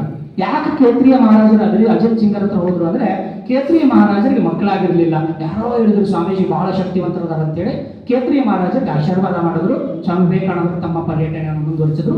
ಇಡೀ ಭಾರತವನ್ನೆಲ್ಲ ತಿರುಗಾಡಿ ಅವರು ಲಾಸ್ಟ್ ಬಂದಿದ್ದು ಕನ್ಯಾಕುಮಾರಿಗೆ. ನಮ್ಮ ಭಾರತದ ದಕ್ಷಿಣದ ಭೂ ತುದಿ ಏನೈತಲ್ಲಿ ಕನ್ಯಾಕುಮಾರಿಯ ಅಲ್ಲಿ ಒಂದು ಕನ್ಯಾಕುಮಾರಿ ಮಾತೆಯ ಮಂದಿರದಲ್ಲಿ ಬಂದು ಕೂತ್ಕೊಂಡು ಅಲ್ಲಿ ಆಲೋಚನೆ ಮಾಡಿದ್ರು, ಏನ್ ಮಾಡ್ಲಿ ನಾನು, ಎಲ್ಲಾ ಭಾರತ ತಿರುಗಾಡಾಯಿತು, ದೀನರ, ದಲಿತರ, ಶ್ರೀಮಂತರ, ರಾಜರ ಅರಮನೆಗಳನ್ನು ತಿರುಗಾಡಿದಾಯ್ತು, ಇನ್ನು ನನ್ನ ಭಾರತವನ್ನ ಜಗತ್ತಿಗೆ ಪರಿಚಯಿಸಬೇಕು ಅಂತೇಳಿ ತೀರ್ಮಾನ ಮಾಡ್ಲಿಕ್ಕೆ ಶುರು ಮಾಡಿದ್ರು. ಏನ್ ಮಾಡ್ಲಿ ಅಂತೇಳಿ ಸಮುದ್ರ ದಂಡೆಗೆ ಹೋದ್ರು. ಸಮುದ್ರ ದಂಡೆಗೆ ಹೋಗಿ ನನಗೆ ಇಲ್ಲೇ ಧ್ಯಾನ ಕೂತ್ಕೊಂಡ್ರೆ ಹೇಗೆ ಅಂತೇಳಿ ಅಲ್ಲಿ ಸಮುದ್ರ ದಂಡೆಗಿರುವಂತ ಒಬ್ಬ ನಾವಿಕನನ್ನು ಕೇಳಿದ್ರು, ನನ್ನಲ್ಲಿ ಬಂಡೆ ಇತ್ತಪ್ಪ ಬಿಡು ಅಂತೇಳಿ. ಒಂದು 2 ಮೈಲಿ ಇರುವಂತ ಬಂಡೆ, ಅಲ್ಲಿ ಹೋಗ್ಬಿಡು ಅಂತ ಕೇಳಿದ್ರೆ ಆ 2-3 ಮೈಲಿ ಇರುವಂತ ಬಂಡೆಗೆ ಹೋಗ್ಬಿಡ್ಲಿಕ್ಕೆ ರೊಕ್ಕ ಕೇಳಿದ್ರು. ಸನ್ಯಾಸಿಯ ಕಿಸೆದಾಗ ರೊಕ್ಕ ಇರ್ಲಿಕ್ಕೆ ಸಾಧ್ಯನ? ಭಿಕ್ಷೆ ಮಾಡಿ ಊಟ ಮಾಡುವಂತ ಹತ್ರ ದುಡ್ಡಿಲ್ಲ ಅಂದ್ರು. ದುಡ್ಡಿಲ್ಲ ಅಂದ್ರೆ ನಾವು ಬಿಡೋದಿಲ್ಲ ಅಂದ್ರು. ಆದ್ರೆ ವಿವೇಕಾನಂದರ ಛಲ ಹೆಂಗಿತ್ತು, ನಾವೇ ಯಾವ್ದೋ ಒಂದು ಸಾಧನೆ ಮಾಡ್ಲಿಕ್ಕೆ ಸಾಧ್ಯ ಆಗಲಿಲ್ಲ ಅಂದ್ರೆ ಇದನ್ನ ಬಿಡೋದು, ಬೇರೆ ಕೆಲಸ ಮಾಡ್ತೀವಿ ನಾವು. ಆದ್ರೆ ವಿವೇಕಾನಂದರ ಛಲ ಹೆಂಗಿತ್ತು ಅಂದ್ರೆ, ನೀವೆಲ್ಲ ಅದನ್ನ ಆದರ್ಶ ಅಂತ ಫಾಲೋ ಮಾಡಬೇಕು. ವಿವೇಕಾನಂದರು ನಾನು ಸತ್ರೂ ಪರವಾಗಿಲ್ಲ, ಅಲ್ಲಿ ಹೋಗಿ ಕುತ್ಕೊಳ್ಳೇಬೇಕಂದ್ರು. ಅವ್ರು ಆ ಕಡೆ ತಿರುಗಿದ್ರು, ಇವ್ರು ಸಿಡಿದ್ರು ಸಮುದ್ರವನ್ನು. ಸಮುದ್ರದೊಳಗೆ ಮೊಸಳೆಗಳಿರ್ತಾವ, ತಿಮಿಂಗಿಗಳಿರ್ತಾವ, ತಿಂದು ಬಿಡ್ತಾವ ಅನ್ನೋ ಭಯ ಇಲ್ಲ. ಅವೆಲ್ಲ ತಿಂದ್ರೆ ನನ್ನ ಜೀವನ ಮುಗೀತು, ಅವು ತಿನ್ಲಿಲ್ಲ ಅಂದ್ರೆ ನನ್ನ ಭಗವಂತ ಹುಟ್ಟಿಸಿದ್ದಕ್ಕೆ ಸಾರ್ಥಕ ಆಯ್ತು ಅಂತೇಳಿ ಜಿಗಿದ್ರು. ಬಂಡೆ ಮೇಲೆ ಹೋಗಿ ಕೂತ್ಕೊಂಡ್ರು. ಬಂಡೆ ಮೇಲೆ ಹೋಗಿ ಕೂತ್ಕೊಂಡಿದ್ದಕ್ಕೆ ಸ್ವಾಮೀಜಿಗೆ ಏನಾಯ್ತು, ಒಂದಿನ ಕೂತ್ಕೊಂಡ್ರು. ಡಿಸೆಂಬರ್ 25ಕ್ಕೆ ಒಂದಿನ ಕೂತ್ಕೊಂಡ್ರು, ಏನೋ ಅನಿಸಿಲ್ಲ. 2 ದಿನ ಕೂತ್ಕೊಂಡ್ರು. ಒಬ್ರು ಬೇರೆಯವರು ಯಾರೋ 2 ದಿನ ಕೂತ್ಕೊಂಡ್ರಂತ ಒಂದಿಷ್ಟು ಏನೋ ಪ್ರಸಾದ ತಗೊಂಡು ಬಂದ್ರು. ಅವ್ರು ಹೇಳಿದ್ರು, ನಾನು ವಾಪಸ್ ಬರ್ತೀನಪ್ಪ, ಅಲ್ಲಿವರೆಗೂ ನೀವು ಏನು ತರಲಿಕ್ಕೆ ಹೋಗ್ಬೇಡ್ರಿ ಅಂತ ಕಳಿಸ್ಕೊಟ್ರು. 3 ದಿನಗಳ ಕಾಲ ಕೂತ್ಕೊಂಡ್ರು ಸ್ವಾಮಿ ವಿವೇಕಾನಂದರು ಕಡಲ ತಡಿಯೊಳಗೆ, ಚಳಿಯ ನಡುವೆ. ಅಲ್ಲಿ ಆಗಿದ್ದೇನು, ಅಲ್ಲಿ ಭಾರತ ಮಾತೆಯ ದರ್ಶನ ಹೇಗಾಯ್ತು ಅಂದ್ರೆ, ಅಡಿಯಿಂದ ಮುಡಿವರೆಗೆ ಭಾರತದ ಮಾತೆಯನ್ನ ದರ್ಶನ ಮಾಡುತ್ತಾ ವಿವೇಕಾನಂದರು ಆ ಭಾರತ ಮಾತೆಯ ಪದ ಕೆಳಗಡೆ ಕೂತ್ಕೊಂಡಿದ್ರು. ವಿವೇಕಾನಂದರಿಗೆ ಒಂದು ಕಲ್ಪನೆ ಬಂತು, ಭಾರತ ಮಾತೆಯೇ ನಿಂತ್ಕೊಂಡಾಳ, ನಾನು ಆಕೆಯ ಪಾದಕ್ಕೆ ಕೂತ್ಕೊಂಡೀನಿ, ಇಂತಹ ಭಾರತ ಮಾತೆಯ ದರ್ಶನದ ಕಾಲಕ್ಕೆ ನಾನು ಭಾರತ ಮಾತೆಗೆ ಕೇಳಬೇಕು. ನನಗೆ ಭಾರತ ಮಾತೆಯನ್ನು ಕೇಳೋದು ನೋಡ್ರಿ, ಆಗ್ಲೇ ದೇವ್ರ ಹತ್ರ ಏನೋ ಕೇಳಿದ್ದ, ಈಗ ಸಾಕ್ಷಾತ್ ಭಾರತ ಮಾತೆಯನ್ನು ಕೇಳಾಕತ್ತಾನ.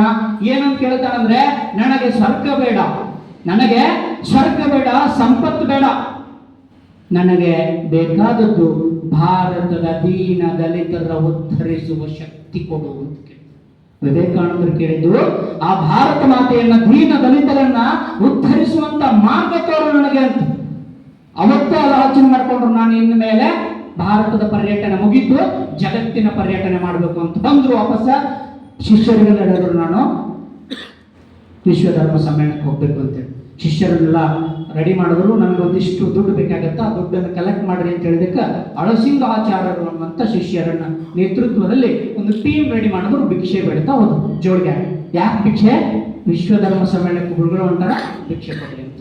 ಅನೇಕರು ತಮ್ಮ ಶಕ್ತಾನುಸಾರ ಕೊಟ್ಟರು. 4,000 ರೂಪಾಯಿ ರೆಡಿ ಆಗ್ಬೇಕು ನೋಡ್ರಿ. 4,000 ರೂಪಾಯಿ ಅಂದ್ರೆ ಆಗಿನ ಕಾಲಕ್ಕೆ 400 ಕೋಟಿ ಇದ್ದಂಗೆ, ಕಡಿಮೆ ಅಲ್ಲ. ಕೆಜಿ ಗಂಟೆ ಬಂಗಾರ ಬರ್ತಿತ್ತು ಆಗಿನ ಕಾಲಕ್ಕೆ. ಅಂತ ಶ್ರೇಷ್ಠವಾಗಿರುವಂಥ 4,000 ರೂಪಾಯಿ ಬಂತು. ಇನ್ನು ಆಯ್ತಪ್ಪ, ಎಲ್ಲ ವ್ಯವಸ್ಥೆ ಆಯ್ತು, ಹೋಗ್ಬೇಕು ಅಂತ ಅನ್ಕೊಂಡ್ರು. ಅಷ್ಟೊತ್ತಿಗೆ ಈ ಅವ್ರೇನಿದ್ರಲ್ಲ ಕಲ್ಕತ್ತಾ ನಗರದೊಳಗೆ ಪ್ಲೇಗ್ ರೋಗ ಹರಡಿಬಿಟ್ಟು ಇಡೀ ಕಲ್ಕತ್ತಾ ನಗರದಲ್ಲಿ ಸಾವಿರಾರು ಜನ ಬೀದಿಯಲ್ಲಿ ಹೊರಡಾಡಿ ಬಿದ್ದಾಡಿ ಸಾಯ್ತಾ ಕೂತ್ಕೊಂಡ್ರು. ಅಂಥವರ ಸೇವೆಗೆ ಸ್ವಾಮೀಜಿ ಹೇಗೆ ನಿಂತ್ಕೊಂಡ್ರು ಅಂದ್ರೆ, ಶಿಷ್ಯರನ್ನು ಕರೆದ್ರು, ನನಗೇನು 4,000 ರೂಪಾಯಿ ಕಲೆಕ್ಟ್ ಮಾಡಿದ್ವಪ್ಪ, ಅದನ್ನು ತಗೊಂಡು ಬರ್ರಿ, ಜನರಿಗೆ ಹಂಚ್ಕೊಡೋಣ. ಸ್ವಾಮೀಜಿ ಚಿಕಾಗೋಗೆ ಹೋಗ್ಬೇಕ್ರಿ, ಅದಕ್ಕೆ ದುಡ್ಡಿದು. ಅವ್ರು ಹೇಳಿದ್ರು, ಇವತ್ತು ನನ್ನ ಜನ ನರಳಾಕತ್ತಾರ, ಅಂತ ಕ್ಷಣವನ್ನು ಬಿಟ್ಟ ನಾನು ವಿಶ್ವ ಪರ್ಯಟನೆ ಮಾಡಲ್ಲ, ಬೇಡ, ಭಗವಂತ ಅದಕ್ಕೆ ಬೇರೆ ದಾರಿ ತೋರಿಸ್ತಾನ, ಅದಕ್ಕೆ ಏನಾದ್ರು ಮಾಡೋಣ ಅಂತೇಳಿ ತನಗೆ ತಂದಿರುವ ಭಿಕ್ಷೆಯನ್ನ ಭಾರತದ ಜನರ ಉದ್ಧಾರಕ್ಕಾಗಿ ಬಳಸಿದಂತ ಉದ್ಧಾರಕ ಸ್ವಾಮಿ ವಿವೇಕಾನಂದರ ತನಗೆ ತಂದಿರುವಂತ ಭಿಕ್ಷೆ. ಇನ್ನು ಅವರಿಗೆ ಲಾಸ್ಟಿಗೆ ವಿಚಾರ ಮಾಡ್ಕೊಂತ ಕುಂತಿದ್ರು ನೋಡ್ರಿ, ದೇವರ ಅನುಗ್ರಹ ಹೆಂಗಿತ್ತು, ಅವ್ರು ವಿಶ್ವ ಪರ್ಯಟನೆ ಮಾಡ್ಲೇಬೇಕಿತ್ತು ಅಂತ ಹೆಂಗಿತ್ತು ಅಂದ್ರೆ, ಯಾವ ಖೇತ್ರಿ ಮಹಾರಾಜರು ಹುಡುಕಾಡ್ತಾ ಕಳಿಸಿದ್ರು ವಿವೇಕಾನಂದರು, ಎಲ್ಲಾರು ಹುಡುಕಾಡೋರು ಬರ್ರಿ ಅಂತ. ವಿವೇಕಾನಂದರಿಗೆ ಗೊತ್ತೇ ಇಲ್ಲ ಇನ್ನು ಹೋಗ್ಲಿಕ್ಕೆ ಹೆಂಗ ಅಂತ ಗೊತ್ತಿಲ್ಲ. ಆಗ ಖೇತ್ರಿ ಮಹಾರಾಜರಿಗೆ ಗಂಡು ಮಗು ಆಗಿತ್ತು, ನಿಮ್ಮ ಆಶೀರ್ವಾದದಿಂದ ಗಂಡು ಮಗು ಆಗಿತ್ರಿ, ಬರ್ರಿ ಅಂತ ಕರ್ಕೊಂಡು ಹೋದ್ರವರು. ಕರ್ಕೊಂಡು ಹೋಗಿ ವಿವೇಕಾನಂದರಿಗೆ ರಾಜ ಮರ್ಯಾದೆ ಎಲ್ಲ ಕೊಟ್ಟು ವಿವೇಕಾನಂದರು ಹೇಳಿದ್ರು, ನಾನು ಈಗಾಗಲೇ ಬಹಳ ಸಮಯ ವ್ಯರ್ಥ ಮಾಡೀನಿ, ಇನ್ನು ವಿಶ್ವ ಧರ್ಮ ಸಮ್ಮೇಳನಕ್ಕೆ ಹೋಗ್ಬೇಕು, ಅದಕ್ಕೆ ವ್ಯವಸ್ಥೆ ಮಾಡ್ಕೋಬೇಕು ಅನ್ನೋದಕ್ಕೆ ಖೇತ್ರಿಯ ಮಹಾರಾಜ ಅಜಿತ್ ಸಿಂಗ್ ಹೇಳಿದ್ರು, ಅದರ ಪೂರ್ಣ ಜವಾಬ್ದಾರಿ ನಾನೇ ಹೊತ್ಕೊಳ್ತೀನಿ ಅಂತೇಳಿ ತನ್ನ ಶಿಷ್ಯರಿಗೆ ಹೇಳಿದ್ರು, ಇವ್ರಿಗೆ ಬೇಕಾದ ಎಲ್ಲ ವ್ಯವಸ್ಥೆ ಏನ್ ಮಾಡ್ರಿ, ಅಲ್ಲಿ ಹೋಗ್ಲಿಕ್ಕೆ ಬೇಕಾದ ದುಡ್ಡನ್ನು ಕೊಡ್ರಿ ಅನ್ನೋದಕ್ಕೆ ವಿವೇಕಾನಂದರನ್ನ ಮುಂಬೈನ ಆ ಸಮುದ್ರಯಾನದ ಮೂಲಕ ಅಮೆರಿಕ ಕಳಿಸುವಂತ ವ್ಯವಸ್ಥೆ ಆಯ್ತು. ವಿವೇಕಾನಂದರು ಕಡಲ ಮೂಲಕ ವಿವೇಕಾನಂದರು ಚಿಕಾಗೋ ಸರ್ವಧರ್ಮ ಸಮ್ಮೇಳನಕ್ಕೆ ಹೋದ್ರು. ಆದ್ರೆ ಅವ್ರಿಗೆ ಗೊತ್ತಿಲ್ಲ ಅಲ್ಲಿ ಏನಾಗೈತೆ, ಹೆಂಗೆ ಹೋಗ್ಬೇಕು ಅನ್ನೋ ಗೊತ್ತಿಲ್ಲ. ಹೋಗಿ ನಿಂತ್ಕೊಂಡ್ರು.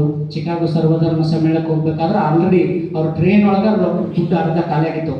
ಇನ್ನು ಹೆಂಗೆ ಮಾಡಲಿ ಅಂತಂದ್ರು, ಚಿಕಾಗೋ ಸರ್ವಧರ್ಮ ಸಮ್ಮೇಳನದ ಆಫೀಸ್ಗೆಲ್ಲ ಭೇಟಿ ಕೊಟ್ಟ, ನಾನು ಹಿಂಗ್ರಿ ಭಾರತದಿಂದ ಹಿಂದೂ ಧರ್ಮದ ಪ್ರಚಾರಕ್ಕೆ ಬಂದಿನಿ ಅಂದ್ರೆ ಅಲ್ಲಿ ಕೇಳಿದ್ರು, ನಿಮ್ಮ ಹತ್ರ ಪರಿಚಯ ಪತ್ರ ಇದೆಯಾ, ಯಾರಾದರೂ ಸಂಘ ಸಂಸ್ಥೆಯವರಲ್ಲಿ ಸದಸ್ಯರಾಗಿದ್ದೀರಾ?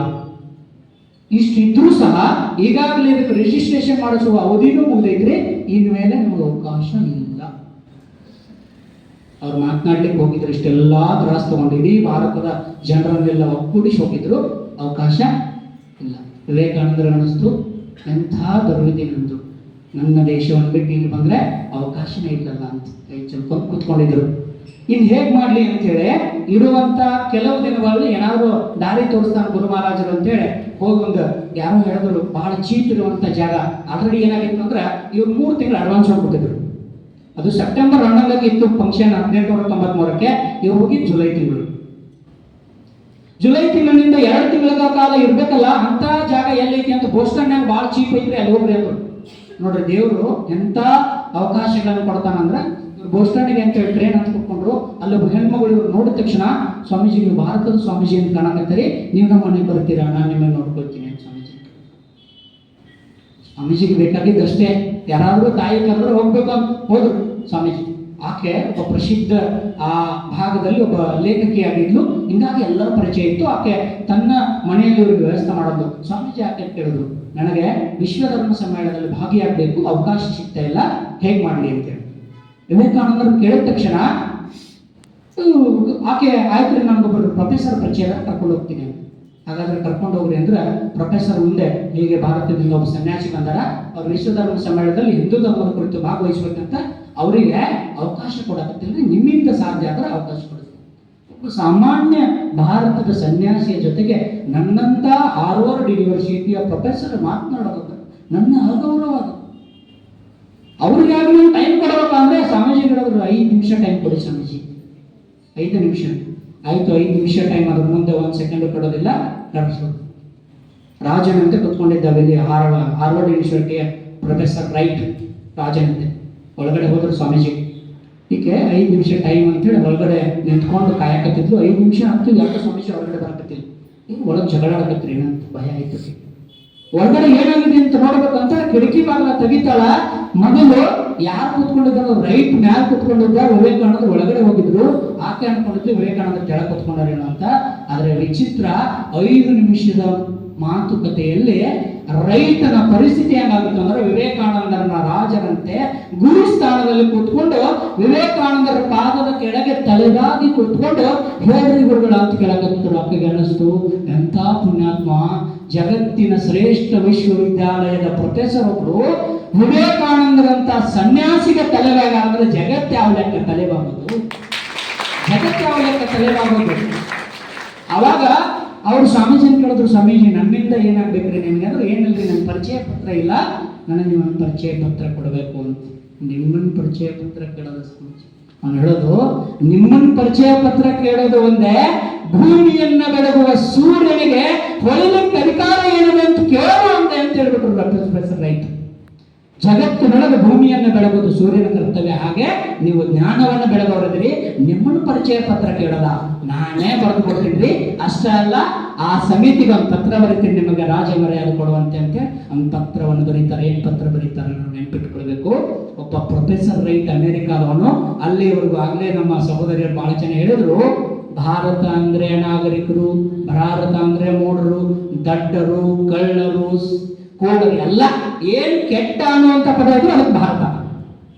ಹಂಗಿತ್ತು ಪರಿಸ್ಥಿತಿ ಭಾರತದ್ದು. ಈಗ ಅವನು ಬರೀತಾನೆ, ಏನ್ ಬರೀತಾನೆ ನೋಡ್ರಿ, ಮೊದಲ ಗೆಲುವು ಎಲ್ಲ ಇತ್ತು ಅಂದ್ರೆ ಪ್ರೊಫೆಸರ್ ರೈಟ್ ಬರೀತಾನೆ.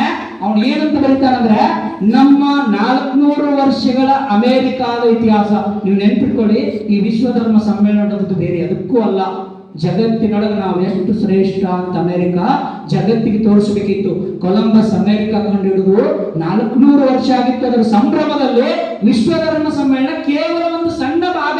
ನಾವು ಅನ್ಕೊಂಡಿದ್ದು ವಿಶ್ವಧರ್ಮ ಸಮ್ಮೇಳನ ದೊಡ್ಡ ಭಾಗ ಅಲ್ಲ, ಒಂದು ಭಾಗ ಮಾತ್ರ. ಆ ಒಂದು ಭಾಗದಲ್ಲಿ ಭಾರತ ಬೆಳಗಿದ್ದೇನೆ ಅಂದ್ರೆ ಅವನು ಬರೀತಾನೆ, 400 ವರ್ಷಗಳ ಅಮೆರಿಕಾದ ಇತಿಹಾಸದಲ್ಲಿ ಇಂಥ ಒಬ್ಬ ಸಂತ, ಇಂಥ ಒಬ್ಬ ತತ್ವಜ್ಞಾನಿಯನ್ನ ಜಗತ್ತು ಕಂಡಿಲ್ಲ, ನಾನಂತೂ ಕಂಡಿಲ್ಲ. ಜಗತ್ತಿನ ಎಲ್ಲಾ ಪಂಡಿತರನ್ನ ತಕ್ಕಡಿಯ ಒಂದೇ ಭಾಗದಲ್ಲಿ ಇಟ್ಕೊಂಡ್ರೆ ವಿವೇಕಾನಂದರ ತಕ್ಕಡಿಯ ತೂಕ, ಜ್ಞಾನದಲ್ಲಿ ವಿವೇಕಾನಂದರ ತಕ್ಕಡಿಯ ತೂಕ ಜಗತ್ತಿನಲ್ಲಿ ಯಾರಿಗೂ ಸರಿದೂಡಿಸಲು ಸಾಧ್ಯ ಇಲ್ಲ ಅಂತ. ಇದು ವಿವೇಕಾನಂದರ ಬಗ್ಗೆ ಪ್ರೊಫೆಸರ್ ರೈಟ್ ಹೇಳಿದ್ರು. ಇದನ್ನು ತಗೊಂಡು ಹೋದ್ರು ವಿವೇಕಾನಂದರು. ಹೋಗ್ಬೇಕಾದ್ರೆ ಒಂದು ಚೀಟಿ ಕೊಟ್ಟಿದ್ರು, ವಾಪಸ್ ಬರ್ಬೇಕಾದ್ರೆ ಅಮೆರಿಕ ಆದ್ರೆ ಒಂದೇ ದಿನದ ಪರಿಚಯ ಅವರಿಗೆ, ಹೊಳ್ಳಿ ಹೋಗ್ಬೇಕು ಅಂದ್ರೆ ಚೀಟಿ ಕಟ್ಕೊಂಡ್ರು. ಎಲ್ಲಿ ಹೋಗ್ಬೇಕು ಅಂತ ಗೊತ್ತಿಲ್ಲ. ವಿವೇಕಾನಂದ ಅನ್ಕೊಂಡ್ರೆ ಇನ್ನು 2 ದಿನ ಉಳಿದಿತ್ತು. ಸೆಪ್ಟೆಂಬರ್ 9ನೇ ತಾರೀಕು ಬೋಸ್ಟನ್ ನಿಂದ ಹೊರಟರು. ಹೋಗ್ಬೇಕಾದ್ರೆ ಚೀಟಿನೂ ಕಳೀತು, ಅವ್ರ ಹತ್ರ ದುಡ್ಡು ಇಲ್ಲ. ವಿವೇಕಾನಂದರು ಇನ್ನ ಚಿಕಾಗೋ ಸಿಗೋದು ಇಲ್ಲ, ನಾನು ಧರ್ಮ ಸಮ್ಮೇಳನದಲ್ಲಿ ಮಾತನಾಡೋದು ಇಲ್ಲ ಅಂತ ಅನ್ಕೊಂಡ್ರು. ಒಂದು ರೈಲ್ವೆ ಸ್ಟೇಷನ್ ಅಲ್ಲಿ ಇವರು ದಿಕ್ ತಪ್ಪು ಕೂತ್ಕೊಂಡು ಬಿಟ್ಟಿದ್ರು. ಇವ್ರು ಮತ್ತೆ ಒಬ್ಬ ಹೆಣ್ಮಗಳು, ಮಿಸ್ ಹೇಲ್ಸ್ ಅನ್ನುವಂಥ ಹೆಣ್ಮಗಳು ನೋಡಿದ್ದು. ನೋಡಿ ಸ್ವಾಮೀಜಿ, ನೀವು ಚಿಕಾಗೋ ಸರ್ವಧರ್ಮ ಸಮ್ಮೇಳನದಲ್ಲಿ ಮಾತನಾಡ್ಲಿಕ್ಕೆ ಬಂದಿದ್ದೀರಾ? ಆಕೆ ಯಾರು ಅಂತ ಪರಿಚಯ ಇಲ್ಲ. ಆಕೆ ಕೇಳೋದು ನೋಡ್ರಿ, ಚಿಕಾಗೋ ಸರ್ವಧರ್ಮ ಸಮ್ಮೇಳನದಲ್ಲಿ ಮಾತನಾಡ್ಲಿಕ್ಕೆ ಬಂದಿದ್ದೀರಾ? ಹೌದು ತಾಯಿ, ನಿಂಗೆ ಗೊತ್ತು? ಇಲ್ರಿ, ನಿಮ್ಮ ವೇಷಭೂಷಣ ನೋಡ್ರೆ ಗೊತ್ತಾಗುತ್ತೆ. ತಾಯಿ, ನನಗೆ ಅಲ್ಲಿ ಹೋಗ್ಲಿಕ್ಕೆ ಜಾಗ ಗೊತ್ತಿಲ್ಲ, ನೀನು ದಾರಿ ತೋರಿಸ್ಬೇಕಂದ್ರೆ ಸ್ವಾಮೀಜಿ ಇವತ್ತು ನಾವು ಮನೆಯಲ್ಲಿರಿ, ನಾಳೆ ನಾನೇ ನಿಮ್ಮನ್ನ ಕರ್ಕೊಂಡು ಹೋಗ್ತೀನಿ. ವಿವೇಕಾನಂದರು ಅವ್ರ ಮನೆಯಲ್ಲಿದ್ರು. ನೋಡ್ರಿ, ವಿವೇಕಾನಂದ ಕರುಣೆ ಭಾರತ ಮೇಲೆ ಎಷ್ಟಿತ್ತು ಅಂದ್ರೆ, ವಿವೇಕಾನಂದರಿಗೆ ಯಾಕೆ ಒಂದು ಸುಪ್ಪತ್ತಿಗೆಯನ್ನ ರೆಡಿ ಮಾಡೋದು, ಆರಾಮ್ ಮಾಡ್ಕೊಳ್ಳಿ ಅಂತೇಳಿ ವಿವೇಕಾನಂದರಿಗೆ ಒಂದು ಮೃಷ್ಟಾನ್ನ ಭೋಜನದ ತಾಟನ್ನು ತೆಗೆದುಕೊಂಡು ಬಂದು ಕೊಟ್ಲು. ಆಕೆ ಹೋದ್ಲು. ಆಕೆ ಮನೆಯವರೆಲ್ಲರೂ ಇದ್ರು. ಆಕೆ ಹೋಗಿ ಹೊರಗಡೆ ನಿಂತ್ಕೊಂಡು ಸ್ವಾಮೀಜಿ ಏನ್ ಮಾಡ್ತಾರ ಅಂತ ನೋಡಿದ್ರು. ವಿವೇಕಾನಂದರು ಆ ತಟ್ಟೆಯನ್ನ ಕೆಳಗಿಟ್ರು. ಆ ಬೆಡ್ ಮೇಲೆ ಕೂತ್ಕೊಳ್ಳಿಲ್ಲ, ನೆಲ ಕೂತ್ಕೊಂಡಿದ್ರು. ಕಟ್ಟೆಯನ್ನು ಕೂತ್ಕೊಂಡು ಸ್ವಾಮೀಜಿ ಕಣ್ಣಿಗೆ ಅಂತ ಕೂತ್ಕೊಂಡಿದ್ರು. ಸ್ವಾಮೀಜಿಯ ಕಣ್ಣಿಗೆ ಇಲ್ಲಿವರೆಗೂ ಬಂದಿತ್ತು. ಆಕೆ ಏನ್ ಮಾಡಕತ್ತ ಸ್ವಾಮೀಜಿ ತಿರುಗಿ ನೋಡ್ತಾಳ. ಸ್ವಾಮೀಜಿ ಅಳಕತ್ತ. ಆಕೆ ಅನ್ಕೊಂಡು, ಸ್ವಾಮೀಜಿ ಖಾರ ಜಾಸ್ತಿ ಆಯ್ತಾ, ಯಾಕೆ ಅಳಕತ್ತೀರಿ ಅಂತ ಕೇಳಿದ್ಲು. ಅವಾಗ ಖಾರ ಜಾಸ್ತಿ ಆಗಿಲ್ಲವಾ, ನೀನು ಮೃಷ್ಟಾನ್ನ ಭೋಜನ ಕೊಟ್ಟು ಇಂಥದ್ದೊಂದು ಆರಾಮ್ ಮಲ್ಕೊಳ್ಳೋ ಅಂತ ಬೆಡ್ ಕೊಟ್ಟು, ನನ್ನ ಭಾರತ ನೋಡ್ರಿ, ನನ್ನ ಭಾರತದ ಕಲ್ಪನೆ ಏನಿತ್ತು, ನನ್ನ ಭಾರತದ ಜನ ಮಲಗಲಿಕ್ಕೆ ಜಾಗ ಇಲ್ಲ, ತಿನ್ಲಿಕ್ಕೆ ಅನ್ನ ಇಲ್ಲ, ಕುಡಿಲಿಕ್ಕೆ ನೀರಿಲ್ಲವಾ, ನನ್ನ ಜನ ಸಾವಿನಿಂದ ಸಾಯ್ತಿರ್ಬೇಕಾದ್ರೆ ಸುಖದ ಸುಪ್ಪತ್ತಿಗಳ ಮೃಷ್ಟಾನ್ನ ತಿಂದ್ರೆ ನನ್ನ ಗಂಟಲಲ್ಲಿ ಇಳಿಯುತ್ತ ತಾಯಿ ಅಂತ ಕಡಿಯಾಗ್ತೀನಿ ಅಂತ ಹೇಳಿದ್ರು. ಇದು ಭಾರತವನ್ನು ಸ್ವಾಮೀಜಿ ಪ್ರೀತಿಸಿದಂಥ ರೀತಿ. ಹೇಗಿತ್ತು ಸ್ವಾಮೀಜಿಯ ಪ್ರೀತಿ? ಹೀಗೆ ಸ್ವಾಮಿ ವಿವೇಕಾನಂದರನ್ನು ಮರುದಿನಕ್ಕೆ ಸರ್ವಧರ್ಮ ಸಮ್ಮೇಳನದಲ್ಲಿ ಅವಕಾಶ ಕೊಡಿಸಿದ್ರು. ಅವಕಾಶ ಸಿಕ್ತು ಸ್ವಾಮೀಜಿಗೆ. ಸ್ವಾಮೀಜಿಯ ಭಾಷಣ ಶುರುವಾಗೋಕ್ಕಿಂತ ಮುಂಚೆ ಈಗಾಗಲೇ ನೀವು ಭಾಷಣದ ತುಣುಕನ್ನು ನಮ್ಮ ಇಂಗ್ಲೀಷ್ನಲ್ಲಿ ಬಹಳ ಚೆನ್ನಾಗಿ ಹೇಳಿದ್ರು. ಇಡೀ ಅವರ ಭಾಷಣದ ತನಕನೆಲ್ಲ ಅದ್ಭುತವಾಗಿ ಇಂಗ್ಲಿಷ್ನಲ್ಲಿ ವರ್ಣನೆ ಮಾಡಿದ್ರು. ನಿಜವಾಗ್ಲೂ ಸ್ವಾಮಿ ವಿವೇಕಾನಂದರು ಇಂಗ್ಲಿಷ್ನ ವರ್ಣನೆ ಹೇಗಿತ್ತು ಅಂತಂದ್ರೆ, ಈಗ ನಾನು ಒಂದು ಮಾತನ್ನ ಹೇಳಲೇಬೇಕು. Sisters and brothers of America, ಚಪ್ಪಾಳೆ ಒಂದು ಬರಲಿಲ್ಲ. ಯಾಕೆ ಬರಲಿಲ್ಲ? ಸತ್ವ ಇಲ್ಲ. ಈ ಮಾತಿನಲ್ಲಿ ಸತ್ವ ಬೇಕಲ್ಲ. ಆ ಸತ್ವ ಹೇಗಿತ್ತು ಅಂದ್ರೆ, ಸ್ವಾಮಿ ವಿವೇಕಾನಂದರು ಭಾಷಣಕ್ಕೆ ಅಂತ ಕೂತ್ಕೊಂಡಿರ್ಬೇಕಾದ್ರೆ ಲೈನ್ ಹಚ್ಚಿ ಒಬ್ಬೊಬ್ರು ಕರೆದ್ರು. ಸ್ವಾಮಿ ವಿವೇಕಾನಂದರು 3-4 ನಂಬರ್ ಬಂತು ಸ್ವಾಮೀಜಿ ಭಾಷಣ. ನೆಕ್ಸ್ಟ್ ನಾನು ಹೋದ್ರಿ. ಈಗ ಯಾಕೆ ವಿವೇಕಾನಂದರು ಪ್ರಿಪೇರ್ ಆಗಿಲ್ಲ. ಯಾಕೆ ಹೇಳಿದ್ರೆ ಅವ್ರಿಗೆ ಪರಿಚಯ ಪತ್ರ ಇಲ್ಲಾಂದ್ರೆ ಅವಕಾಶ ಸಿಗಂಗಿಲ್ಲ, ಅವಕಾಶ ಇಲ್ಲಾಂದ್ರೆ ಮಾತನಾಡೋದೇ ಇಲ್ಲ. ವಿವೇಕಾನಂದರಿಗೆ ಪರಿಚಯ ಇಲ್ಲದೆ ಅದರ ಭಾಷಣದ ಪ್ರಿಪರೇಷನ್ ಇಲ್ಲ, ಹೆಂಗ್ ಮಾತಾಡ್ತಾರ? ಭಯ ಆಯ್ತು, ನಾನು ಒಲ್ರಿ ಅಂದ್ರು. ನೆಕ್ಸ್ಟ್ ಒಬ್ರು ಮುಗಿದ ತಕ್ಷಣ ಇನ್ನೊಬ್ರು ಕರೆದ್ರು, ಸ್ವಾಮೀಜಿ ಕರೆದ್ರು. ನಾನು ನೆಕ್ಸ್ಟ್ ಮಾತಾಡ್ತೀನಿ ಅಂದ್ರು. 9 ಜನ ಮುಗಿದ್ರು, 10 ಜನ ಮುಗಿದ್ರು. ಸ್ವಾಮೀಜಿ ರೆಡಿನೇ ಇಲ್ಲ. 11ನೇ ನಂಬರ್ ಲಾಸ್ಟ್. ಇದು ಮುಗೀತು, ಮಾತಾಡ್ಲಿಲ್ಲ ಅಂದ್ರೆ ವಾಪಸ್ ಕಳಿಸ್ತಿದ್ರು. ಸ್ವಾಮೀಜಿ ಹೇಳಿದ್ರು ಒಬ್ರು ಪಾದ್ರಿ ಅಲ್ಲಿ ಬಾಜು ಕೂತ್ಕೊಂಡಂತ ಒಬ್ಬ ಜಪಾನಿನ ಪಾದ್ರಿ, ಹೋಗ್ರಿ ಹೋಗ್ರಿ ಅಂತ ಕಳಿಸ್ಕೊಟ್ರು. ಆಗ್ಲೇ ಧೈರ್ಯದಿಂದ ಹೋಗಿ ನಿಂತ್ಕೊಂಡ್ರು ಸ್ವಾಮೀಜಿ. ಅವ್ರು ಹೋಗೋದನ್ನು ನೋಡ್ತಾ ಇದ್ರು ಜನ. ಇವ್ರ ವೇಷಭೂಷಣ ನೋಡಿ ಜನ ಕೀಟಳೆ ಮಾಡಿದ್ರಲ್ಲ, ಅಂತ ವೇಷಭೂಷಣವನ್ನು ಇಟ್ಕೊಂಡು ಸ್ವಾಮೀಜಿ ಹೋಗಿ ನಿಂತ್ಕೊಂಡ್ರು ಸ್ಟೇಜ್ ಮೇಲೆ. ಅಲ್ಲಿ ಮಾತನಾಡಿದಂತ 5 ಪದಗಳು ಅಮೇರಿಕಾದ ನನ್ನ ಸಹೋದರ ಸಹೋದರಿಯರೇ. ಅದೇ ಇಂಗ್ಲಿಷ್ನಲ್ಲಿ ಹೇಳಿದ್ರು, sisters and brothers of America. ಚಪ್ಪಾಳೆ ಶುರುವಾದ್ರೆ ಕಾರ್ಯಕ್ರಮದ ಅಧ್ಯಕ್ಷರೇ ನಿಂತ್ಕೊಂಡು ಚಪ್ಪಾಳೆ ನಿಲ್ಲಿಸ್ರಿ ಅಂದ್ರೆ ಜನ ನಿಲ್ಸಕ್ತೇ ಇರಲ್ಲ. 2 ನಿಮಿಷಗಳ ಕರ್ತಾಡನೆ ಹೇಗಾಯ್ತು ಅಂದ್ರೆ, ಅಲ್ಲಿದ್ದವ್ರು ಹಿಂದಿನವರೆಲ್ಲ ಎದ್ದಿಚ್ಚಿ ಕುರ್ಚಿ ಮೇಲೆ ನಿಂತ್ಕೊಂಡ್ರಂತೆ. ಕುರ್ಚಿ ಮೇಲೆ ನಿಂತ್ಕೊಂಡವ್ರು ಹಿಂದಿನವರು ಅಲ್ಲಿ 7,000 ಜನ ಕೂತ್ಕೊಂಡಿದ್ರು. ಅಲ್ಲಿ ಅರ್ಧ ಜನರ ನಂತರದವ್ರು ಯಾರು ನಿಂತ್ಕೊಂಡ್ರು, ಏನಾದ್ರೂ ಹಿಂದದವ್ರೆಲ್ಲ ಕಾಣ್ಬೇಕು. ಅವಾಗ ಅವರೆಲ್ಲ ಅನ್ಕೊಂಡ್ರಂತೆ, ನಾನ್ ನೋಡ್ದಿದ್ರು ಪರವಾಗಿಲ್ಲ, ನನ್ನ ಕ್ಯಾಪ್ ಆದ್ರೂ ವಿವೇಕಾನಂದರು ನೋಡ್ಲಿ ಅಂತ ಕ್ಯಾಪ್ಗಳನ್ನ ಆರಿಸಿದ್ರಂತ. ಅಂದ್ರೆ ವಿವೇಕಾನಂದರು ಕೇವಲ 5 ಪದಗಳಲ್ಲಿ ಜಗತ್ತನ್ನ ಯಾಕೆ ನತಮಸ್ತಕನನ್ನಾಗಿಸಿದ್ರು? ಯಾಕೆ ವಿವೇಕಾನಂದರ ಆ ಮಾತಿನೊಳಗೆ ಅಷ್ಟು ಸತ್ವ ಇತ್ತು? ನಾನು ಹೇಳಿದಾಗ ಬೀಳದೇ ಇರುವ ಚಪ್ಪಾಳೆ ವಿವೇಕಾನಂದರು ಹೇಳಿದಾಗ ಯಾಕೆ ಬಿತ್ತು ಅಂದ್ರೆ, ಅದಕ್ಕೆ ಅವರು ಉತ್ತರ ಕೊಡ್ತಾರೆ, ಅದು ಚಪ್ಪಾಳೆ ಬಿದ್ದದ್ದು ನನಗಲ್ಲ. ಆ ಚಪ್ಪಾಳೆ ಬಿದ್ದದ್ದು ನನಗಲ್ಲ. ನನ್ನ ಗುರುಗಳು ನನಗೊಂದು ಬೋಧನೆ ಏನ್ ಮಾಡಾರ. ಆ ಬೋಧನೆ ಏನು ಅಂದ್ರೆ, ಜಗತ್ತಿನೊಳಗ ಎಷ್ಟು ಜನ ಹೆಣ್ಮಕ್ಳದಾರೋ ಮಾತೃಭೂಮಿಯನ್ನ ಮತ್ತು ಭಾರತದ ಜಗತ್ತಿನ ಎಲ್ಲಾ ಹೆಣ್ಣು ಮಕ್ಕಳನ್ನ ನೀನ್ ಯಾವಾಗ ತಾಯಿ ಅಂತ ಸ್ವೀಕಾರ ಮಾಡ್ತೀಯೋ ಅವತ್ತು ನನಗೆ ಜಗತ್ತು ನತಮಸ್ತಕ ಆಗುತ್ತಾ ಅಂತ ಹೇಳಾರ. ನಾನು ಇಂದಿನಿಂದ ಅಂದಿನವರೆಗೂ ಒಂದೇ ಒಂದು ದಿನ ಕಲ್ಪನೆಯಲ್ಲೂ ಹೆಣ್ಣನ್ನ ತಾಯಿಯ ಸ್ವರೂಪ ಬಿಟ್ಟು ಬೇರೆ ಯಾವ ಸ್ವರೂಪದಲ್ಲೂ ನೋಡಿಲ್ಲ. ಆ ಭಾವಕ್ಕೆ ಬಿದ್ದ ಚಪ್ಪಾಳೆ ಅದು, ನನಗೆ ಬಿದ್ದ ಚಪ್ಪಾಳೆ ಅಲ್ಲ ಅಂತ ಹೇಗಿತ್ತು ವಿವೇಕಾನಂದ ಹೇಳಿದ್ರು. ಹೇಳಿದ ನಂತರ ವಿವೇಕಾನಂದರ ನನ್ನ ಭಾರತ ಎಂತದ್ದು, ನನ್ನ ಭಾರತ ಎಂತದ್ದು, ಜಗತ್ತಿಗೆ ಅತ್ಯಂತ ಪ್ರಾಚೀನವಾಗಿರುವಂತಹ ಶ್ರೇಷ್ಠ ಸಂಸ್ಕೃತಿಯನ್ನ ನೀಡಿದ ಭಾರತಕ್ಕೆ ಸೇರಿದೆ ನಂಬ ಹೆಮ್ಮೆ ನನ್ನದು. ಜಗತ್ತಿನ ಅನೇಕ ರಾಷ್ಟ್ರಗಳಲ್ಲಿ ತಮ್ಮ ದೇಶದ ಜನರನ್ನ ಜಾರತೃಷ್ಣರನ್ನ ರೋಮರು ಹೊರಗೆ ಹಾಕಿದಾಗ ಆ ಜನರಿಗೂ ಅವಕಾಶ ಕೊಟ್ಟ ಶ್ರೇಷ್ಠ ಭಾರತಕ್ಕೆ ನಾನು ಸೇರಿನಿ. ಇನ್ನು ನಾನು ನಿನಗೆ ಜಗತ್ತಿನ ಅನೇಕ ದೇಶದ ಧರ್ಮಗಳಲ್ಲಿ ಬಂದಿರಿ, ನಾನು ಹಿಂದೂ ಧರ್ಮಕ್ಕೆ ಸೇರಿನಿ. ನಿಮ್ಮ ಧರ್ಮಗಳು ಎಷ್ಟು ಸತ್ಯವೋ, ನಿಮ್ಮ ಧರ್ಮಗಳ ಬಗ್ಗೆ ನಿಮಗೆ ಎಷ್ಟು ಅಭಿಮಾನ ಇದೆಯೋ, ಜಗತ್ತಿನ ಯಾವುದೇ ಧರ್ಮದಲ್ಲಿ ನನ್ನ ಧರ್ಮ ಎಳ್ಳಷ್ಟು ಕಡಿಮೆ ಇಲ್ಲ.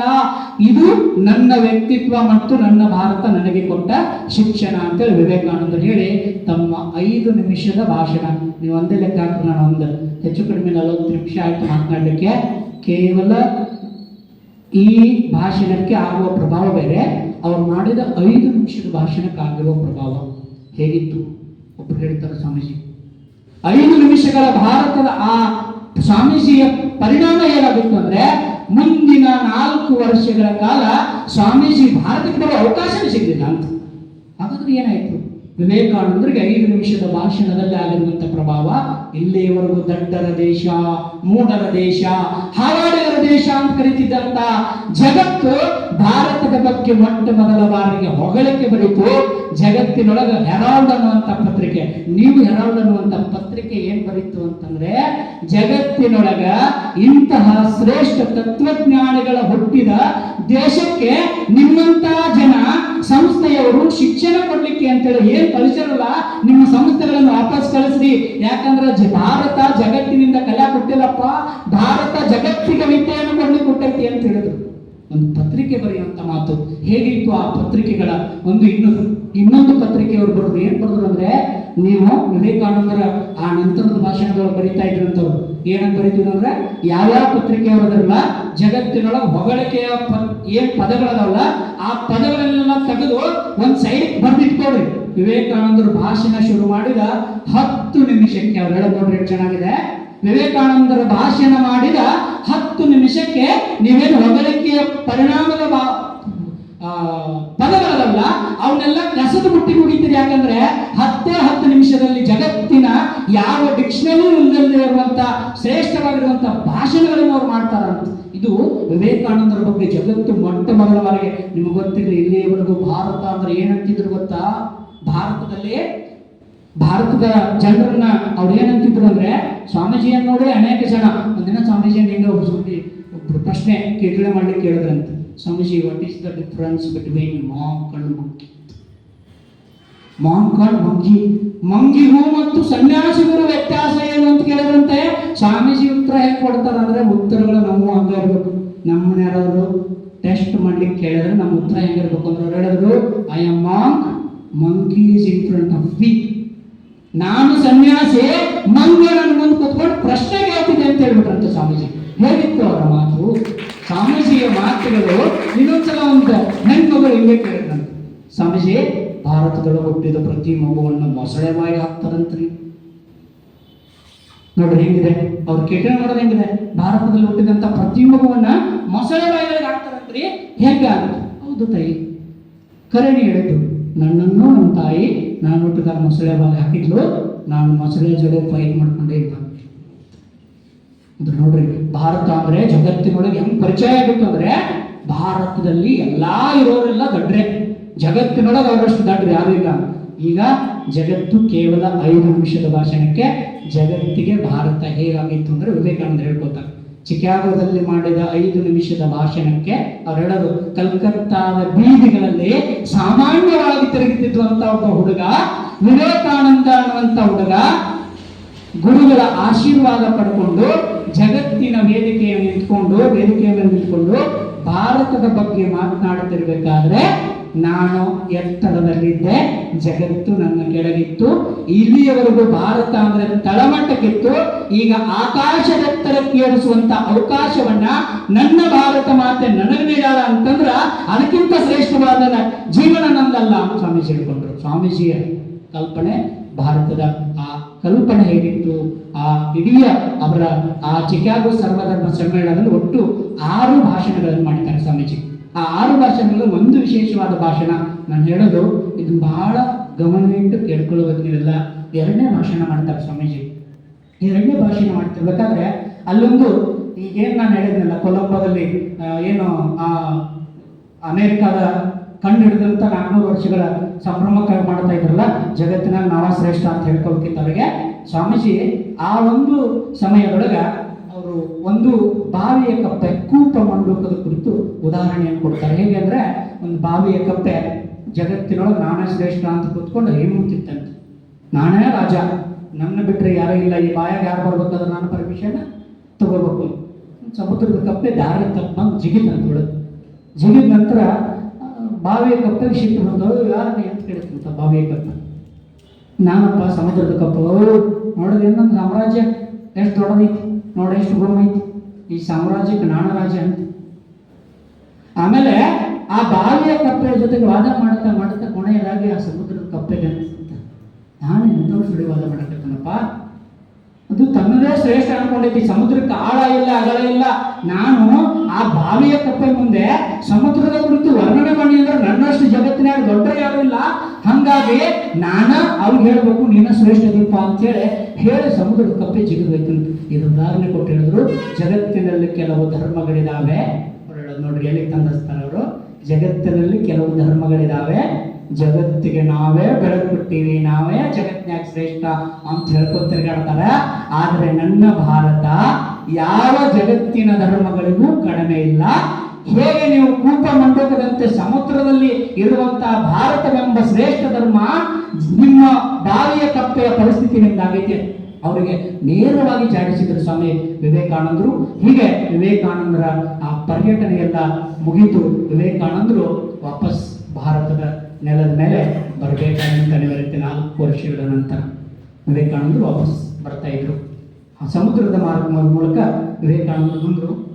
ನಮ್ಮ ರಾಮೇಶ್ವರಂ ಅನ್ನುವಂಥ ಜಾಗ, ಆ ಜಾಗದ ಬಗ್ಗೆ ಎಲ್ರಿಗೂ ಗೊತ್ತಿರುತ್ತೆ. ಯಾವ ನೆಲದ ಮೇಲೆ ನಮ್ಮ ಪರಂಪರೆಯ ಶ್ರೇಷ್ಠ ರಾಜ ತನ್ನ ಮಡದಿಗಾಗಿ ಸೀತೆಯನ್ನ ವಾಪಸ್ ಕರ್ಕೊಂಡು ಬರುವುದಕ್ಕಾಗಿ ಸಮುದ್ರಕ್ಕೆ ಸೇತುವೆ ಕಟ್ಟಿದ್ನೋ ಅದೇ ಪುಣ್ಯ ಭೂಮಿಗೆ ಸ್ವಾಮಿ ವಿವೇಕಾನಂದರು ಬರಬೇಕಿತ್ತು. ಇಡೀ ಭಾರತ ಸಂಭ್ರಮ ಪಡಕತ್ತಿತ್ತು. ಇಡೀ ಭಾರತದ ಸಂಭ್ರಮ ಹೇಗಿತ್ತು ಅಂದ್ರೆ ವಿವೇಕಾನಂದರು ಬಂದು ಭಾರತದ ಈ ಮಾರ್ಗಕ್ಕೆ ಬಂದರು. ಅಲ್ಲಿ ಬಂದವರೇ ಅವರು ಎಲ್ಲರೂ ಅಂದ್ಕೊಂಡಿದ್ರು ಸ್ವಾಮಿ ವಿವೇಕಾನಂದರು ಬಂದು ಯಾವ್ದಾದ್ರು ದೇವಸ್ಥಾನಕ್ಕೆ ಹೋಗ್ತಾರ, ಎಲ್ಲಾದ್ರೂ ಸಂಭ್ರಮದಲ್ಲಿ ಭಾಗಿಯಾಗ್ತಾರ ಅಂತ. ಎಲ್ಲರನ್ನು ಸರಿಸಿದ್ರು, ಸರಿಗೆ ಅಂತೇಳಿ.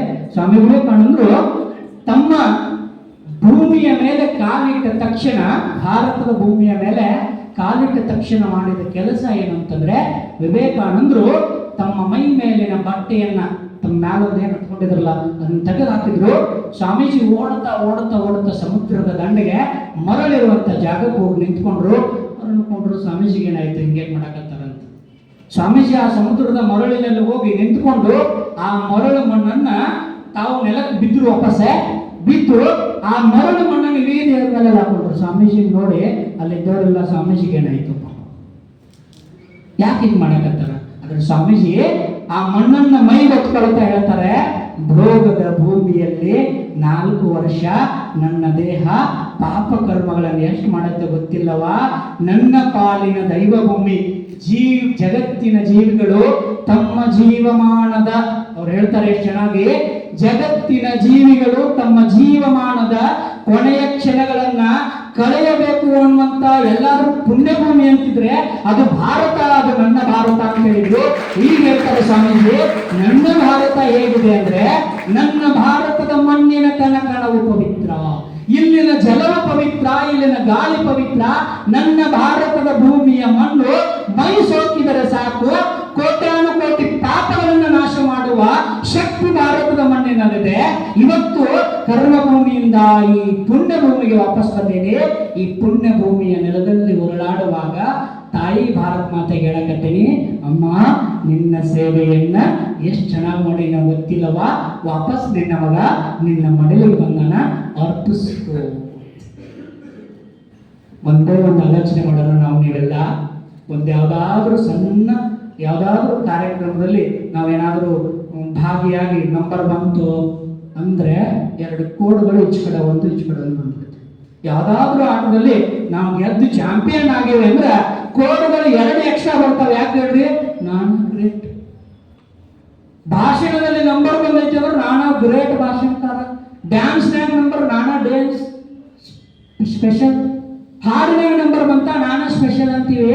ವಿವೇಕಾನಂದರು ಜಗತ್ತಿನ ವೇದಿಕೆಯ ಮೇಲೆ ನಿಂತುಕೊಂಡು ಭಾರತದ ವೈಭವವನ್ನ ಜಗತ್ತಿಗೆ ಸಾರಿ, ಭಾರತದ ಪರಂಪರೆಯನ್ನ ಜಗತ್ತಿಗೆ ಪರಿಚಯಿಸಿ ವಾಪಸ್ ಬಂದ್ರು. ಬಂದವರಿಗೆ ಒಂದು ಕ್ಷಣ ಅನಿಸ್ತು, ಅಮ್ಮ ನಾನು ನಿನ್ನ ಸೇವಕನಾಗಿ ನಿನ್ನ ಸೇವೆಯನ್ನು ಮಾಡಿ ಬಂದೀನಿ, ಇದರಲ್ಲಿ ನಂದೇನೂ ಇಲ್ಲ. ನಾನು ಅರ್ಪಿಸಿದ್ದು ಇಡೀ ಭಾರತದ ಜನ ನನಗೇನು ಪ್ರೀತಿ ಕೊಟ್ಟಿದ್ರು, ಅವರೆಲ್ಲರೂ ಏನು ನನಗೆ ಸಂಸ್ಕಾರ ಕೊಟ್ಟಿದ್ರು, ಅದನ್ನ ನಾನು ಜಗತ್ತಿಗೆ ತೋರಿಸಿ ಬಂದೀನಿ ಅಂತ ಹೇಳಿದ್ರು. ಇದನ್ನು ನೀವೆಲ್ಲ ನಮ್ಮ ಜೀವಮಾನದಲ್ಲಿ ಅರ್ಪಿಸಿಕೊಂಡಿದ್ರೆ ನಿಜಕ್ಕೂ ನೀವೆಲ್ಲ ನಮ್ಮ ಜೀವನದಲ್ಲಿ ವಿವೇಕಾನಂದರ ಆದರ್ಶಗಳನ್ನ ಪಾಲ ಮಾಡೋದಕ್ಕೆ ಸಾರ್ಥಕ ಅನ್ನುವಂಥ ಕ್ಷಣಗಳನ್ನು ಹೇಳ್ತಾ, ವಿವೇಕಾನಂದರ ಪ್ರಭಾವಕ್ಕೆ ಬಂದವರೆಲ್ಲ ಯಾರ್ಯಾರು ಸಣ್ಣ ಸಾಧನೆ ಮಾಡಲಿಲ್ಲ. ನಾನು ನಿಮಗೆ ಈಗ ಹೇಳೋದಂದ್ರೆ, ವಿವೇಕಾನಂದರ ಜೀವನವನ್ನು ನಾನು ಮುಕ್ತಾಯ ಮಾಡೋದಿಲ್ಲ. ಯಾಕೆ ಮುಕ್ತಾಯ ಮಾಡೋದಿಲ್ಲ ಅಂದ್ರೆ, ಅದೊಂದು ಪ್ರಜ್ವಲಿಸುವ ದೀಪ, ಅದನ್ನ ನಾವು ಬೆಳಗಿಸ್ಕೊಂತ ಜಗತ್ತಿಗೆ ಬೆಳಕು ನೀಡ್ತಾ ಹೋಗೋದಿದೆ. ಅವರ ವ್ಯಕ್ತಿತ್ವವನ್ನು ಮುಗಿಸೋದು ಬೇಡ ಅಂತೇಳಿ ವಿವೇಕಾನಂದರ ಜೀವನ ಹೇಗೆ ನಮ್ಮ ಮೇಲೆ ಬದಲಾವಣೆ ಮಾಡುತ್ತಾ, ವಿವೇಕಾನಂದರ ಪರಿಣಾಮದಿಂದ ಯಾರೆಲ್ಲ ಏನೆಲ್ಲ ಸಾಧನೆ ಮಾಡೋದು ಅಂದ್ರೆ, ನಿಮಗೆಲ್ಲ ಗೊತ್ತಿರುವಂಗ ಅರುಣಿಮಾ ಸಿನ್ಹಾ ಅನ್ನುವಂಥ ಹೆಣ್ಮಗಳ ಕತೆ ನೀವೆಲ್ಲ ಕೇಳಿರ್ತೀರಿ. ವಿವೇಕಾನಂದರ ಬಗ್ಗೆ ಆಕೆ ಇಟ್ಟುವಂಥ ಪ್ರೇಮ ಹೆಂಗಿತ್ತು ಅಂದ್ರೆ, ಆಕೆ ಕತೆ ನಾನೇ ಹೇಳೋದಿಲ್ಲ, ಯಾಕಂದ್ರೆ ಎಲ್ರಿಗೂ ಗೊತ್ತಿರುವಂಥ ಕಥೆನೆ. ಆದ್ರೆ ಆಕೆಯ ಭಾವ, ಆಕೆಯ ಭಕ್ತಿ ಹೇಗಿತ್ತು ಅನ್ನೋದನ್ನ ಮಾತ್ರ ತಿಳಿಸಲೇಬೇಕು. ಆಕೆ ಒಬ್ಬ ವಾಲಿಬಾಲ್ ಪ್ಲೇಯರ್ ಆಗಿದ್ದವಳು ಒಂದು ಆಕ್ಸಿಡೆಂಟ್ ಅಲ್ಲಿ ಒಂದು ಸಮಸ್ಯೆಯಿಂದ ಆಕೆ ಕಾಲು ಕಟ್ಟಾಯಿತು. ಆಕೆ ಬೆಡ್ ಮೇಲೆ ಇರ್ಬೇಕಾದ್ರೆ ಆಲೋಚನೆ ಮಾಡೋದು.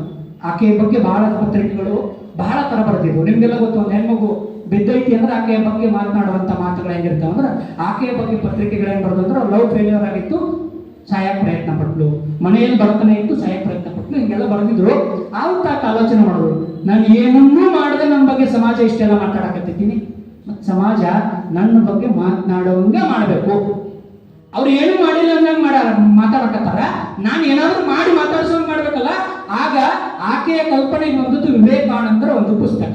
ಆ ಪುಸ್ತಕವನ್ನ ಬೆಡ್ ಮೇಲೆ ಇಟ್ಕೊಂಡು ಓದಿದ್ರು. ಆ ಪುಸ್ತಕದಲ್ಲಿ ಒಂದು ಸಾಲಿದೆ, ಜಗತ್ತಿನಲ್ಲಿ ವಿವೇಕಾನಂದರು ಒಂದು ನೆನಪಾದಾಗ ಬರುವ ಸಾಲ ಐತಲ್ಲ, ಏಳಿ ಗುರಿ ಮುಟ್ಟುವವರೆಗೆ ನಿಲ್ಲಲಿದೆ. ಅವತ್ತು ತೀರ್ಮಾನ ಮಾಡಲು ಗುರಿನ ನಿಶ್ಚಯ ಆಗಿಲ್ಲ, ನಾನಾಗಿ ಸಾಯ್ಲಿ ತೀರ್ಮಾನ ಮಾಡಿ ಆಕೆ ಮೌಂಟ್ ಎವರೆಸ್ಟ್ ಏರ್ಬೇಕು ಅಂತ ಕಲ್ಪನೆ ಬಂತು. ಮೌಂಟ್ ಎವರೆಸ್ಟ್ ಅನ್ನು ಹತ್ಲಿಕ್ಕೆ ಶುರು ಮಾಡಿದ್ರು. ಮೌಂಟ್ ಎವರೆಸ್ಟ್ ಅನ್ನು ಹತ್ಲಿಕ್ಕೆ ಆಕೆ ಶುರು ಮಾಡಬೇಕಂತ ಮುಂಚೆ ಜಗತ್ತು ಹೇಗಂತಿತ್ತು ಅಂದ್ರೆ, ಕಾಲಿದ್ದವರ ಸತ್ತು ಬರಕತ್ತಾರ, ನೀ ಏನ್ ಕಾಲಿಂದ ಎತ್ತಿ ನೋಡ್ರಿ. ಸಾಧನೆ ಮಾಡೋವರೆಗೂ ಜನ ಏನ್ ಮಾತಾಡ್ತಾರ, ನೀ ಏನ್ ಮಾಡ್ತಿ, ನಿನ್ನಿಂದ ಏನಾಗತ್ತ, ನಿಮ್ಮ ಅಪ್ಪಗ ಆಗಿಲ್ಲ ನಿನ್ನಿಂದ ಏನಾಗತ್ತ. ಹೌದಪ್ಪ, ನಮ್ಮ ಅಪ್ಪಗ ಆಗಿಲ್ಲ ಅಂದ್ರೆ ನಾನು ಮಾಡಿ ತೋರಿಸ್ಬೇಕು ಅಂತ ತೋರಿಸ್ಲಿಲ್ಲ ನಾನು. ಆದ್ರೆ ಆಕೆ ತೋರಿಸಿದ್ದು ನನ್ನಿಂದ ಆಗುವಂತ ಪರಿಣಾಮ ಹೇಗಿದೆ ಅನ್ನೋದನ್ನ ಆಕೆ ತೋರಿಸ್ಕೊಟ್ಲು. ವಿವೇಕಾನಂದರ ರಾಮಕೃಷ್ಣ ಆಶ್ರಮ ಆಕೆಗೆ ಸಹಾಯಕ್ಕೆ ಬಂತು.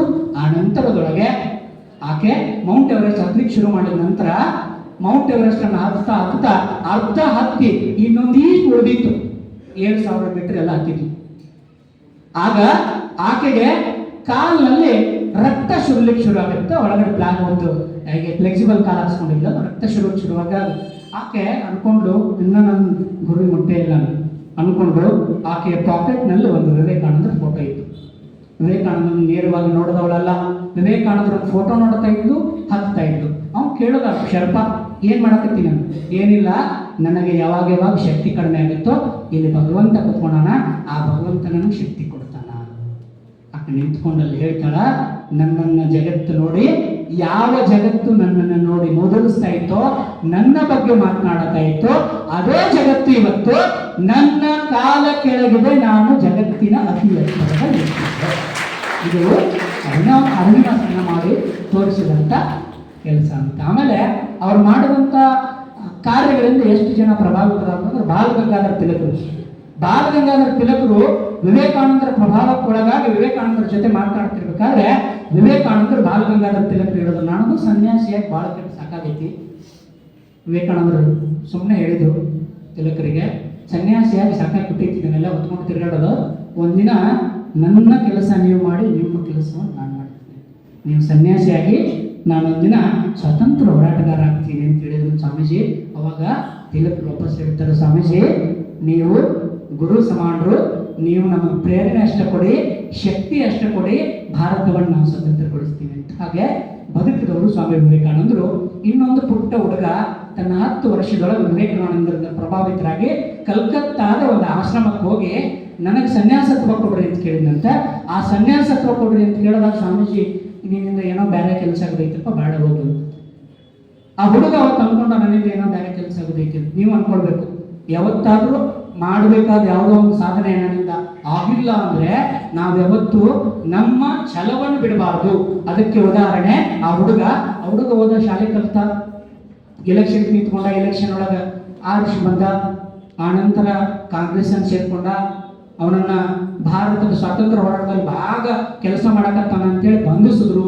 ಬಂಧನದಿಂದ ತಪ್ಪಿಸಿಕೊಂಡು ಹಿಟ್ಲರ್ನ ಸಹವಾಸ ಮಾಡಿ ಭಾರತವನ್ನ ಅನ್ಯದಲ್ಲಿ ನಿಂತ್ಕೊಂಡು ಸ್ವಾತಂತ್ರ್ಯದ ಹೋರಾಟವನ್ನು ಮಾಡ್ತೀನಿ ಅಂತ INA ಸೈನ್ಯವನ್ನು ಕೊಟ್ಟು ಭಾರತಕ್ಕೆ ಶ್ರೇಷ್ಠ ಆದರ್ಶಗಳನ್ನು ಕೊಟ್ಟಂತ ವ್ಯಕ್ತಿ ಯಾರಾದರೂ ಇದ್ರೆ ಅದು ಬೇರೆ ಯಾರೂ ಅಲ್ಲ, ಸುಭಾಷ್ ಚಂದ್ರ ಬೋಸ್ರು ಅನ್ನುವಂತ ಹೆಮ್ಮೆ ನಮ್ಮ ದೇಶಕ್ಕೆ.